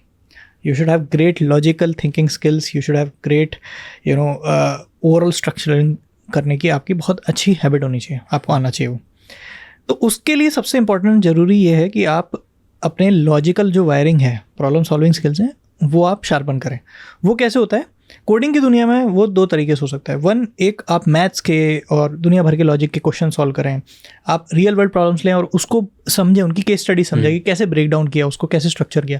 दूसरा एक स्पेसिफिक टॉपिक है डेटा स्ट्रक्चर्स एंड एल्गोरिथम्स, ये आप पढ़ें, इनके प्रॉब्लम्स लगाएं। इसमें बहुत हार्ड क्वेश्चंस होते हैं, मतलब इस पर तो एक कोडिंग का ओलंपियाड होता है दुनिया में, जहाँ पर इंडिया ने आज तक कभी गोल्ड नहीं पाया है, and which is one of my personal goals की NST के थ्रू हम इंडिया के लिए गोल्ड ला पाएँ। हमारे फर्स्ट ईयर के बच्चे थैंकफुली रीजनल्स में बहुत अच्छा परफॉर्म किए। अब ये टॉपिक आपने अगर अच्छे से मास्टर कर लिया तो आपका ओवरऑल जो लॉजिकल वायरिंग है ब्रेन का वो बहुत अच्छा हो जाएगा, आप बहुत अच्छे प्रॉब्लम सॉल्वर बन जाओगे, and companies are looking for that. And second is basically learning a particular skill set. उसमें अगर मैं बोलूँगा रैंक ऑर्डर करूँगा तो I think today MERN stack, यानी कि जो बंदा फ्रंट एंड पूरा बना पा रहा है रिएक्ट का यूज़ करके, बैक एंड लिख पा रहा है नोड को लेकर, वो आज भी सबसे ज़्यादा डिमांड में है। उसी की सबसे ज़्यादा जॉब्स हैं, क्योंकि आप सोचोगे तो ज़्यादातर लोग क्या कर रहे हैं, वेबसाइट्स ही बना रहे हैं अल्टीमेटली, है ना। और वेबसाइट सिंपल होती जा रही हैं आज के डेट में, मतलब पहले जैसा नहीं है कि आप बहुत डीप सिस्टम्स पे काम करो, वो ऐसी कंपनीज भी हैं, बट लेकिन ज़्यादातर वेबसाइट्स ई-कॉमर्स वेबसाइट्स हैं या कोई ट्रांजेक्शन की वेबसाइट्स उस टाइप की हैं। तो आपको मन स्टैक, अगर आपको कुछ नहीं सीखना तो मन स्टैक सीख लीजिए। सेकंड, आप एंड्रॉयड डेवलपमेंट या iOS डेवलपमेंट ये सीख लीजिए, क्योंकि ऐप्स भी बहुत हर जगह इनफैक्ट मुझे लग रहा है कि ऐप ज़्यादा बनती है देन वेबसाइट्स टुडे। मतलब नाउ ग्रोथ कि जितनी तेज़ी से number year on year number website बढ़ रही है, उससे ज़्यादा तेज़ी से ऐप्स बढ़ रही होगी। नहीं, I would say still websites are going stronger. Okay, and secondly the rate of the percentage is also like that. Yeah the percentage is also like that. Website अभी भी ज़्यादा बन रही है, ऐसा नहीं है। और दूसरी चीज़ क्या है कि number of developers required to build a front end is more than a app वाला सीन। ओके, और ये बहुत कंबाइन भी होते जा रहा है। जिस तरह से टेक की दुनिया जा रही है, अगर आपको रिएक्ट, अगर आप बहुत अच्छे से आता है तो आप रिएक्ट नेटिव का यूज़ करके आप एंड्रॉइड ऐप भी बना सकते हैं, उसी से आप iOS ऐप भी बना सकते हैं। तो ये बहुत कंबाइंड स्किल हो रही है। एंड इसलिए मैं बोल रहा हूँ, जो ये सेकंड लेवल वाली लेयर है, चाहे आप उसमें मन स्टैक सीख रहे हो, चाहे मोबाइल डेवलपमेंट सीख रहे हो, ये सब लेयर अगर आपकी पहली वाली लेयर सॉर्टेड है तो आप लिटरली यूट्यूब से 1 महीने में कोई भी स्किल आप डिसेंट लेवल पे पहुंच सकते हैं। आप एम्प्लॉयबल बन सकते हैं। कितने रुपए कमा सकते हैं यूट्यूब से 1 महीने में सीख के? यूट्यूब से अगर आप अच्छे सॉफ्टवेयर डेवलपर हैं, इवन एंट्री लेवल पे आप महीने का 1 लाख रुपए पर मंथ से स्टार्ट हो सकता है। IIT से निकलने वाले कई बच्चों को तो 25-25 लाख, 1 महीना सीखने के बाद यूट्यूब से करने के बाद कितने रुपए कमा सकते हैं? आप 1 लाख भी कमा सकते हैं अगर आप बहुत अच्छे हैं। Okay, you have to be good with your job and company should feel कि उसके लिए फिर आप अपने प्रोजेक्ट्स बनाओ, प्रोजेक्ट्स बाहर रखो। Generally it takes time. मतलब हमारे हम देखते हैं 6 से 8 महीने लगता है बच्चे को ऑनलाइन प्रोग्राम्स में भी to get to that level कि वो महीने का 2 लाख रुपए कमा रहा है, 1 लाख रुपए कमा रहा है। तो उस लेवल तक पहुंचने के लिए 6 से 8 महीने तो ऐसा हुआ है आपके साथ कि कोई बच्चा जिसको कुछ नहीं आता हो वो आपके पास आया हो न्यूटन में, उसने कोडिंग सीखी हो 0 से एंड 6 से 8 महीने में उसकी 1-1.5 लाख रुपए तक की जॉब लग गई हो? बिल्कुल। अभी एक बहुत रिसेंट एग्जांपल है, एक एब्सोल्यूट फ्रेशर भरत, उसको कोडिंग भी ढंग से नहीं आती थी न्यूटन से पहले। He got into a very prominent e-commerce company Zepto. उसकी लगभग 20 लाख के आसपास का पैकेज है in these times with our course. तो उस टाइप की चीज़ें होती हैं and this is something I have seen consistently across. But the best ones those who have been, ऐसा भी हुआ है कि कुछ बच्चे हमारे यहाँ 6 लाख 8 लाख की जॉब से भी निकले हैं, है ना। The best thing about them were they continue to basically code और सीखते रहे उसके बाद भी। तो कंपनीज में जाके भी अपने आप को अपस्किल करते रहे और वो आज की डेट में कुछ बच्चों में 60 लाख भी कमा रहे हैं, गूगल जैसी कंपनीज में, माइक्रोसॉफ्ट जैसी कंपनीज में। तो वो टॉप का काम कर रहे हैं। तो okay, I have a question. First मैं इसके बारे में पूछता हूँ कि क्या कोई भी कोडिंग सीख सकता है जिसका कुछ बैकग्राउंड नहीं? अगर आप मेरे से 7-8 साल पहले पूछते जब मैंने न्यूटन स्कूल नहीं चालू किया तो मैं आंसर बोलता नहीं सीख सकते। आज अब क्योंकि मेरे को इतने लोगों को, मैंने इतने बच्चों को बनते देखा है फ्रॉम कॉमर्स, आर्ट्स, ये सब बैकग्राउंड से, आई वुड से 90% ऑफ पीपल कोडिंग सीख सकते हैं। आपको राइट एप्टीट्यूड और एटीट्यूड होना चाहिए। अगर आप प्रॉब्लम सॉल्विंग में अच्छे हो सकते हैं, आपकी लॉजिकल थिंकिंग अच्छी हो सकती है, मैथ्स वगैरह ठीक हो सकती है, आप कोडिंग सीख सकते हो। तो 90% ऑफ लोग एक डिसेंट लेवल का कोडर बन सकते हैं। एंड यू सेड कि आपके बहुत सारे स्टूडेंट्स हैं जो माइक्रोसॉफ्ट, गूगल जैसी कंपनी में काम करते हैं, राइट? फैंग में जॉब लेना is a race, is considered prestigious. वहाँ पे लोगों को जॉब हर किसी को चाहिए होती है कि मैं फेसबुक पे, अमेज़ॉन पे, एप्पल पे, नेटफ्लिक्स पे, गूगल पे, हर किसी में मैं जॉब लूँ। कैसे मिलती है इन कंपनीज में जॉब? इन कंपनीज में जॉब के लिए भी आपको सिमिलर चीज़ ही करनी पड़ती है, which is you need to be a great problem solver. और ये कंपनीज उस चीज़ पे और ज़्यादा एम्फेसिस देती हैं। तो माइक्रोसॉफ्ट का जो मेरे को अपने कॉलेज टाइम के इंटरव्यूज़ याद हैं, उसमें अगर आप DSA क्वेश्चन अच्छे से कर पाते थे, आप माइक्रोसॉफ्ट क्लियर कर पाते थे। Because even these companies know कि अगर आप प्रॉब्लम सॉल्वर बहुत अच्छे हैं एंड आप में राइट एप्टीट्यूड है, राइट एटीट्यूड है, तो आप कोई भी स्किल सीख लोगे आगे जाके। बट क्या होता है इसमें, लाइक कौन से ऐसे स्टूडेंट्स को सिलेक्ट करती है अमेज़ॉन, गूगल, नेटफ्लिक्स जैसी कंपनीज? क्यों वो किसी स्पेसिफिक कोडर को चूज़ करती है और दूसरों को नहीं? क्योंकि उन्हें तो हम श्योर डिग्री से फ़र्क नहीं पड़ता होगा। पड़ता है क्या? देखिए, डिग्री से डिफरेंस तो आ जाता है इन द सेंस कि वैसे आजकल के ज़माने में अगर मैं देखूँगा, हमारे टाइम पे ज़्यादा फ़र्क पड़ता था। अगर मैं पास में जाऊँगा 10 साल पहले, तो ये कंपनीज कुछ ही कॉलेज से हायर करती थी। आज के डेट में even if let's say immediately आप आफ्टर कैंपस आप नहीं हो रहे हैं, बट आप 2-3 साल इंडस्ट्री में हो, उसके बाद आप, ऐसा नहीं है कि गूगल तब भी चेक करेगी कि आप IIT से हो या माइक्रोसॉफ्ट चेक करेगी। तो आज के ज़माने में उतना मैटर नहीं करता। होता क्या है, कई बार लोग सिर्फ कैंपस के बाद का ही सोचते हैं। हमको करियर को 5, 10, 15 साल में सोचना चाहिए। और उसमें बहुत डिफरेंस हो जाता है। 2-3 साल बाद लिटरली किसी को नहीं फ़र्क पड़ता, इवन अगर आपके कैंपस में गूगल नहीं आती। इन कंपनीज में होता क्या है कि they require the sharpest of brain. एक कंपनीज का जनरली कल्चर वाला हैबिट भी होता है. दे बिलीव कि they hire only the best of best people, they pay them the best and they maintain that standard, high standard. उनके codes जो होते हैं वो बहुत हाई स्टैंडर्ड में लिखे जाते हैं. They have to work on scale. आप सोचो गूगल के प्रोडक्ट्स आज के डेट में हर मतलब 300 करोड़ लोग दुनिया में पर डे यूज़ करते होंगे. फेसबुक के प्रोडक्ट्स दुनिया में कम से कम 200-300 करोड़ लोग हर दिन यूज़ करते हैं. अब वो प्रोडक्ट्स अगर ख़राब हुए तो सब कुछ बढ़ जाएगा. कंपनीज को बिलियंस ऑफ डॉलर्स का रेवेन्यू होगा पर डे. और इसका एक बहुत अच्छा एग्जांपल आता है WhatsApp. When it got acquired, आपके हिसाब से उसकी टीम साइज़ क्या था? I know the number, so you can tell me. 50. It's 50 actually. तो they had the brightest ones, but 50 लोगों की team got acquired for $16 billion. तो the world of coding is such that कि अगर आप बहुत शार्प हो, बहुत स्मार्ट हो, आप बहुत अच्छे कोडर हो, तो you can create outsized value. And you don't have to have a very large team to do that. So that's why these companies prefer to hire people who can deliver much more than let's say many people combined together can. तो सबसे important skill है क्या एक इंसान 10 लोगों का काम कर सकता है कि नहीं in terms of smart work. Yeah. So the right guy will figure out that algorithm जो billions of scale पे भी नहीं फटेगा. Without having a degree, let's say मैंने एक डिग्री IIT से नहीं ली या किसी दूसरे कॉलेज से नहीं ली, बट मैं ऑनलाइन सीख गया, आपसे सीख लिया, यूट्यूब से सीख लिया, किसी कहीं से भी सीख लिया. सो विदाउट डिग्री मैं कोडिंग से टॉप 5 तरीके कौन से जिससे मैं पैसे कमा सकता हूँ? ठीक है. तो I think there are multiple ways. One is of course starting your own company. Basically आपने अपना खुद का एक कुछ बनाया, प्रोडक्ट बनाया जो यूज़ हो रहा है. कोई छोटी मोटी साइज कंपनीज बनाई. अगर आप ट्विटर पे जाओगे तो देखोगे बहुत सारे लोग ऐसे जो महीने का 10-10 हज़ार, 20-20 हज़ार डॉलर्स बना रहे हैं. अपना एक छोटा साइड प्रोडक्ट है, कुछ नहीं, बहुत एक नीश चीज़ करेगा वो. जैसे कुछ प्रोडक्ट्स हैं जो सिंपल ये करेंगे कि अगर आपके ईमेल अकाउंट पे एक सर्टन ईमेल आया है तो उसको बस वो कुछ एडिट करके फर्दर फॉरवर्ड कर देंगे.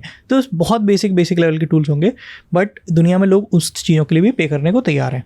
तो that is one thing you can do. The other is you can take up freelancing. For that you need to build again your personal brand as well as professional brand. आपको धीरे धीरे अपना एक portfolio build करना पड़ेगा, अपनी एक reputation build करनी पड़ेगी. I used to freelance myself and this was back in like nearly 7-8 years back. Okay. And this was 2 years after college and I got US based clients. The best thing about them was कि एक GST नहीं लगता, दूसरा वो time पे पैसा देते हैं. इंडिया में पैसा निकलना है, $3 पे पे करते हैं. तो दैट टाइम बैक देन, मतलब जब मैं कॉलेज से निकला था, मेरी महीने की इनकम लगभग 1 लाख 1.5 लाख के आसपास थी. और वो मैं फ्रीलांसिंग से पहली स्टार्टअप जब मैंने बंद की अपनी, उसके बाद जब मैं 1 साल फ्रीलांसिंग किया, I was earning nearly $10,000 per month. उस टाइम पे वो 6 लाख रुपये महीने का होता. अब 8 लाख रुपये, 8 लाख रुपये के आसपास. तो फ्रीलांसिंग से आप बना सकते हो, बट इट टुक टाइम. मतलब फर्स्ट क्लाइंट मिलने में 2 महीने लगा, फिर फर्स्ट US क्लाइंट मिलने में 6 महीने लगा. और वो लेकिन जब आ गया उसके बाद आपका काफ़ी अच्छा सेट हो गया. तो दूसरा हो गया फ्रीलांसिंग. बिल्कुल. तीसरा तो आप बिल्कुल सॉफ्टवेयर की जॉब लीजिए कहीं पर. वहाँ तो अनलिमिटेड अपॉर्चुनिटीज़ हैं. आज के ज़माने में companies are willing to pay the top dollars for software developers and software का talent. And as you grow you earn even more. If you an engineering manager you earn really highly, and if you become a CTO you earn even more. But the best part is the work is really amazing. मतलब जो लोग creative है ना, उनको बड़ा मजा आता है इस काम को करने में, उनको प्रॉब्लम सॉल्व करने में, डे इन डे आउट. सोचो आप ऐसी एप्लीकेशन बना रहे हो जिसको करोड़ों लोग यूज़ करने वाले हैं. सबसे हाई पेइंग कोडिंग अभी लैंग्वेज कौन सी है इन 2024 एंड इन 2025 आने वाले time? Today I would say the highest today that people that are being paid are LLM engineers. Okay. जो लोग लार्ज लैंग्वेज मॉडल में काम कर रहे हैं, and that requires a lot of brain power, that requires great understanding of mathematics and great skills of programming. वो लोग जो LLM इंजीनियरिंग कर रहे हैं, इंडिया में उसके अभी बहुत कम जॉब्स हैं, US में भी कम है, बट जो हैं वो बहुत हाई पेइंग जॉब्स हैं. वहाँ आपकी स्टार्टिंग सैलरीज ही $1 मिलियन से हो रही हैं OpenAI जैसी कंपनीज में, because they have build such companies जहाँ 500-600 लोग ही हैं OpenAI में. सिर्फ 500-600 लोग दुनिया का फ्यूचर डिफाइन कर रहे हैं. So imagine the kind of. क्या डरना चाहिए? देखिए AI स्कैरी है, डर लगता है, डर लगना चाहिए कि नहीं कुछ नहीं सब बढ़िया होगा? मैं इसका एक बहुत सिंपल सा एग्जांपल बताता हूँ, और मैं अपना एक पर्सनल टेक भी दूंगा. मेरे पापा बताते हैं कि जब पहली बार कंप्यूटर्स आया था, और मैं यूपी से हूँ, तो प्रॉपर स्ट्रीट पे प्रोटेस्ट हुए थे कि तो हमारी जॉब खा जाएगा. और आज मैं और आप कंप्यूटर्स के कारण ही हैं जो हैं, है ना. तो टेक्नोलॉजी का डर हमेशा ही रहता है. जब कार आई तो लोगों का अरे घोड़ों को जो चलाते हैं उनका क्या होगा. तो एक ये तो हमेशा से ही टेक्नोलॉजी को लेकर डर है, और टेक्नोलॉजी के दोनों पहलू रहते हैं। अगर इसको सही से यूज़ नहीं किया गया, ह्यूमैनिटी की भलाई के लिए नहीं यूज़ किया गया, तो ये बर्बाद भी कर सकता है। And that is true for AI also. हम ह्यूमन्स ने वो टेक्नोलॉजीज डेवलप कर ली हैं जो हमसे ऊपर हैं। Take example of nuclear technology, मतलब एक बॉम्ब भी पूरी दुनिया को तबाह करने की पावर रखता है आज के डेट में। एट द सेम टाइम अगर हम फ्यूजन को सही से सॉल्व कर लें, न्यूक्लियर फ्यूजन को सॉल्व कर लें, तो दुनिया में हम अनलिमिटेड एनर्जी भी ला सकते हैं। And that is happening at the intersection of AI and nuclear fusion. तो AI ही न्यूक्लियर, अभी जो एक तो for those who don't know, अभी रिसेंटली न्यूक्लियर फ्यूजन में एक अचीवमेंट आया है जिसमें एक्चुअली हम नेट पावर ज़्यादा बना पाए हैं, यानी कि न्यूक्लियर पावर से एक्चुअली सक्सेसफुली पावर जनरेट कर पाए हैं। और उसमें एक बहुत बड़ा रोल AI ने ही प्ले किया। तो AI ने उसको पूरे जो प्लाज्मा होता है उसको अच्छे से कंट्रोल किया, तो हम ज़्यादा पावर जनरेट कर पाए। तो यू फील कि AI कर तो सकता है कुछ ना कुछ, तो भाई तो अगर गलत तरीके से यूज़ हुआ बिल्कुल। आप सोचिए बहुत तो सिंपल क्या होगा? Give me an example. मेरे को टॉप 3 केसेस दो या एग्जांपल दो जहाँ पे आपको लगता है कि यार इस तरीके पे AI गलत यूज़ हो सकता है। एक सबसे जो रीसेंट एग्जांपल्स दिख भी रहा है, that is information, miss information में मॉब फोटोज़, डीफेक्स, और इतनी ऐसी टेक्नोलॉजीज़ आ गई हैं जिनको अब तो रिलीज़ करने में भी डर लग रहा है कंपनीज़ को। जैसे OpenAI की 2 टेक्नोलॉजीज़ ऐसी आई हैं जो वो रिलीज़ ही नहीं किया, और मेरे को लगता भी नहीं वो करने वाली हैं। वन ऑफ देम इज़ सोरा। सोरा क्या करता है, प्रॉम्प्ट दो और वो AI वीडियो बना देगा। मैं उसमें बोलूँगा कि राज शमानी डांसिंग, वो वीडियो भी बना देगा उसको, और बहुत रियलिस्टिक। तो अब मैं कुछ भी वीडियो बना के किसी को भी भेज सकता हूँ, and I can create miss information. Second जो OpenAI ने एक टूल बनाया है, दैट इज़ आपका मैं बस 10 सेकेंड का क्लिप लूँगा and I will be able to generate your entire voice. पूरी वॉइस बना सकता हूँ, सेम मॉड्यूलेशन को सेम, इमेजिन इट। सो ऐसे ऐसे टूल्स बन के आ रहे हैं जिससे बहुत मिस इन्फॉर्मेशन का खतरा है। सेकेंड इज़, जब भी इंसान ने कोई टेक्नोलॉजी बनाई है, सबसे पहले उसका सोचा है कि इसको मैं वेपनाइज कैसे करूँ। सारी गवर्नमेंट सबसे पहले सोचती है इससे वेपन्स कैसे बनाऊँ। So there are companies who are thinking of creating humanoid soldiers, robots जो सोल्जर्स का रिप्लेस कर सकें। There are companies who are building drones जो कि पूरे से ऑटोमेटेड होंगे। अगर ये गलत लोगों के हाथ में पड़े तो इसका तबाही हो सकती है। तीसरा जो एक बड़ा खतरा लोगों को लगता है, दैट इज़ अराउंड जॉब्स, कि क्या दुनिया की सारी जॉब्स खत्म हो जाएंगी। मुझे लगता है अगर वैसा हुआ तो एक बहुत ही यूटोपिया क्रिएट होने वाला है, जहां हमारे पास पूरी से बहुत आयत है, मतलब like we have surplus of everything. हमारे खाने से लेकर किसी चीज़ की कमी नहीं, हमको डेली उठना है और बस अपने फुल क्रिएटिविटी में अपने आप को झोंकना है, कम्युनिटी में दिमाग लाना है, फैमिली टाइम पे लगाना है। But that scenario is very far away from now, and humans have always been very ingenious, हमेशा कुछ ना कुछ काम ढूंढ लेते हैं। हाँ, और टेक्नोलॉजी तो हमेशा से और इनेबलर रही है। तो I think with AI coming in fact there would be thousands and thousands of more micro entrepreneurs। मतलब हर कोई आप entrepreneur बन सकता है। ओके, तो क्वेश्चन ऑन दिस कि आज क्योंकि AI इतनी तेज़ी से बढ़ रहा है तो वो रिप्लेस कर सकता है ह्यूमंस को बहुत सारी जगह पे। ऐसा हम क्या करें कि हम AI से रिप्लेसेबल ना हो? देखिए, अल्टीमेटली कोई भी चीज़ अगर इस दुनिया में देखूँ तो मैं, कोई भी बिजनेस हो गया, कोई भी स्किल हो गई, वो किसी इंसान की प्रॉब्लम सॉल्व कर रही है। अगर हम ये ध्यान रखें एंड में कि हम किसी की प्रॉब्लम सॉल्व कर रहे हैं और वैल्यू जनरेट कर रहे हैं, वैल्यू क्या है, और उस वैल्यू को हम AI का हेल्प करके और बेटर ही सॉल्व करें, then we will become non replaceable. Okay, last 2 questions. Okay, because हम लोग जॉब्स की बात कर रहे हैं, कोडिंग की बात कर रहे हैं, AI की बात कर रहे हैं। इंडिया में टॉप 5 कंपनीज कौन सी है for coders to join? What do you think? Best companies कौन सी है जो हर किसी को ट्राई करना चाहिए अप्लाई करके एक बार, क्योंकि उन कंपनीज में काम करने में सीखने को बहुत चीज़ें मिलेगी? तो पहले तो एक मैं आपको सभी को यहाँ पर ये भी बताना चाहूँगा कि अगर मैं आज से 15 साल पहले देखूँ, इंडियन कंपनीज को जनरली बहुत ख़राब से देखा जाता था। सबको लगता था कि इंडियंस को बैक ऑफिस का काम करना आता है, प्रोडक्ट्स बिल्ड करना नहीं आता। They don't do great technology, they don't do great work, उनको जो बता दो कर रहे हैं। ये पिछले 10-15 साल में परसेप्शन भी चेंज हुआ है। एक तो इंडियंस बहुत सारे CEOs भी बन गए, और इंडियंस ने बहुत अच्छी अच्छी कंपनीज चालू की हैं जहाँ पर बहुत अमेजिंग काम हो रहा है। जैसे अब मैं अगर इसका एग्जांपल लूँ तो मेरे को पर्सनली, ये मेरा पर्सनल ओपिनियन है, मुझे लगता है ऐसे फॉर एग्जांपल स्विगी का प्रोडक्ट मुझे बहुत अच्छा लगता है। ऐप, मुझे उनकी ऐप की क्वालिटी, उनकी डिज़ाइन, इसे बहुत अच्छा लगता है। तो अगर आप एक डिज़ाइनर है, एक इंजीनियर है, तो मुझे लगता है सॉफ्टवेयर डेवलपर है, तो स्विगी जैसी कंपनी आपके लिए बहुत अच्छी है। अभी मैं सिर्फ इंडियन कंपनीज़ का एग्जांपल ले रहा हूँ। मुझे लगता है आपको डीप टेक करना है, तो स्पेशली अगर EV स्पेस में करना है, तो मुझे लगता है एथर हो गया या ओला इलेक्ट्रिक हो गया, वैसी कंपनीज बहुत अच्छा काम कर रही हैं। हो सकता है बाउंड्री पुशिंग हो तो वहाँ पर आपको बहुत हसल भी करनी पड़े, बहुत ग्रूलिंग काम भी हो, लेकिन काम मज़ेदार है क्योंकि आप नेक्स्ट पूरे इतने मिलियंस ऑफ लोगों के लिए एक मोबिलिटी का डिफाइन कर रहे हो। थर्ड, मुझे लगता है कि अगर आपको और डीप टेक में जाना है तो इंडिया में बहुत सारी स्पेस की कंपनीज चालू हुई हैं। 10 साल पहले कोई कॉलेज से निकलने वाला बच्चा स्पेस टेक में स्टार्टअप का नहीं सोच सकता था। आज मैं बच्चों से मिलता हूँ, बच्चे बोलते हैं हमको स्पेस टेक का स्टार्टअप सुना। तो there are companies like Agnikul, there are many more, जो मतलब स्काईरूट है, तो हाँ Skyroot Pawan, there are many companies. तो ये भी बहुत अच्छी कंपनीज हैं। यहाँ भी सॉफ्टवेयर का काम भी अच्छा होगा, हार्डवेयर का काम भी अच्छा होगा। अगर एज अ सॉफ्टवेयर डेवलपर ही मैं बोलूँ वापस, तो इंडिया में कुछ ऐसी सर्विस कंपनीज हैं जो बहुत कटिंग एज पे ही काम करती हैं। For example this company called as coding nation. It's an basically a company जो दूसरों से प्रोजेक्ट्स लेती है, but they take up hard core very challenging problems and they charge very highly for it from the clients and they pay very well to their employees also. तो उस type का हो गया।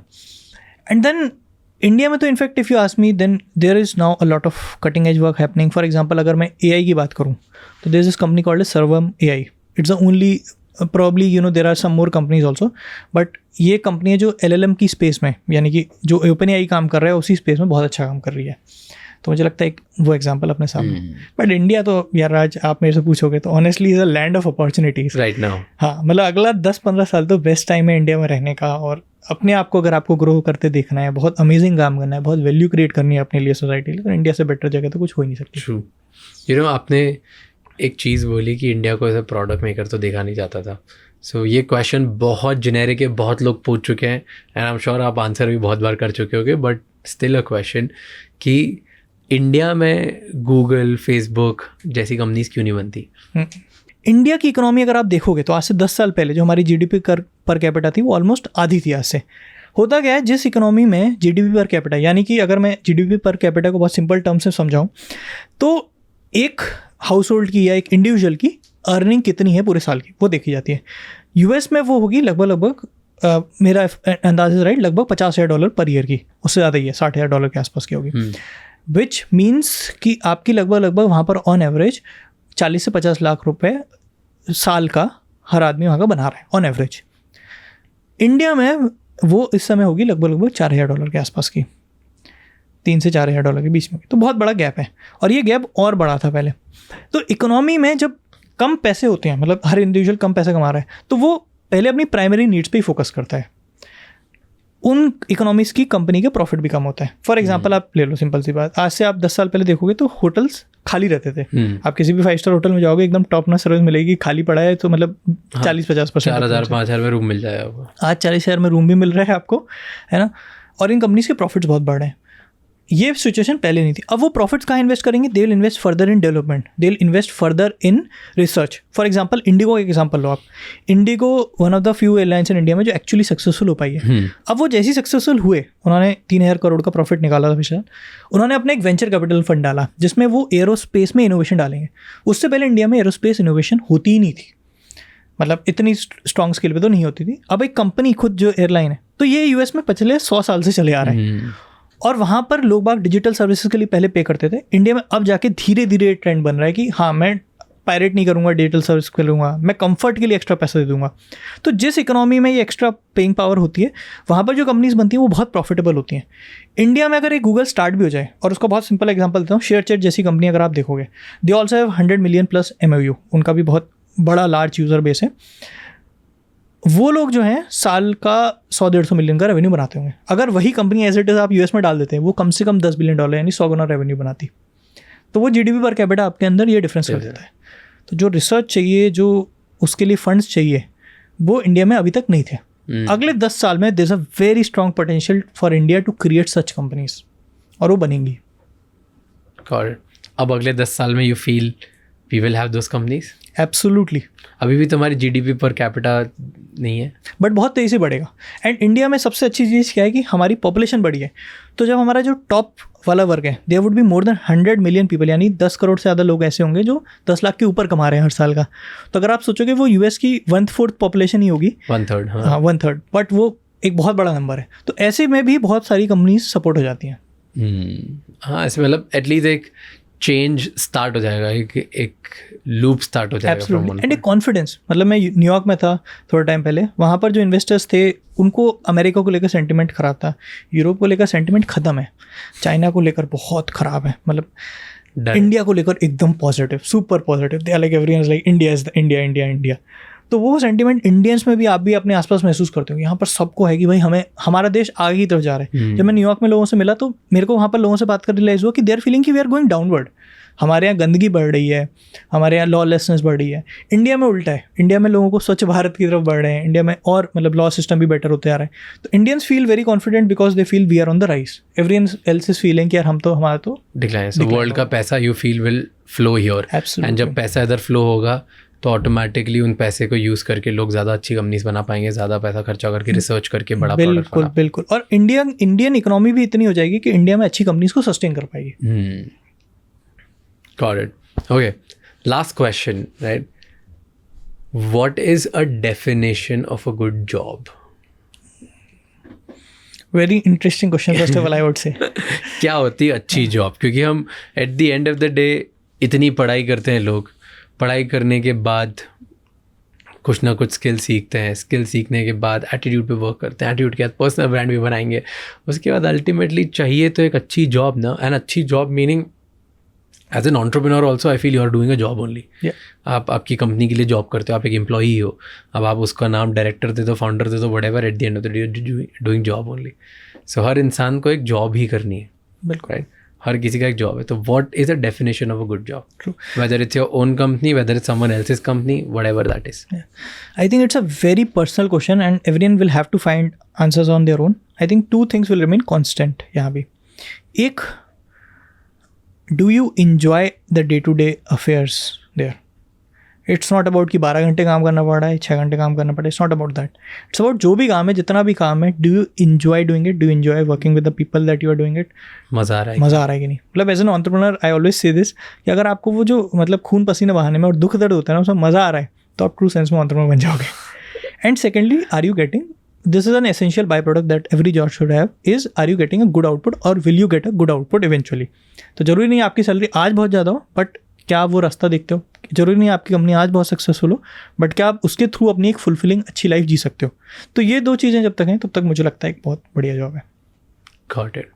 Perfect. Thank you so much for being here. Thank you so much for investing time with us. Thank you so much It was Raj for having amazing me. to have you. Thank you so much ये episode and तक देखने के लिए। हमें बताओ comments में कि हमने कहाँ गलतियाँ करी, ताकि हम उन गलतियों से सीख सकें और आपके फीडबैक को सीरियसली लेकर इस एपिसोड और इस पॉडकास्ट को और भी बेहतर बना सकें। हमारा ड्रीम है कि हम इस इंडियन पॉडकास्ट को वर्ल्ड नंबर 1 बनाएंगे फॉर पर्सनल ग्रोथ, एंड उसमें आपका फीडबैक बहुत इंपॉर्टेंट है। So please let us know in the comments कि कौन सी ऐसी चीज़ें हैं जो आप देखना चाहते हैं एंड कौन सी ऐसी चीज़ें जो हम अवॉइड करें फ्रॉम नेक्स्ट एपिसोड्स। आपको पता है कि जाने से पहले ये एपिसोड किसी एक इंसान के साथ शेयर करना है जिसको इससे बहुत हेल्प होगी, because one conversation is enough to change someone's career, mindset and life. Until next time, keep figuring out.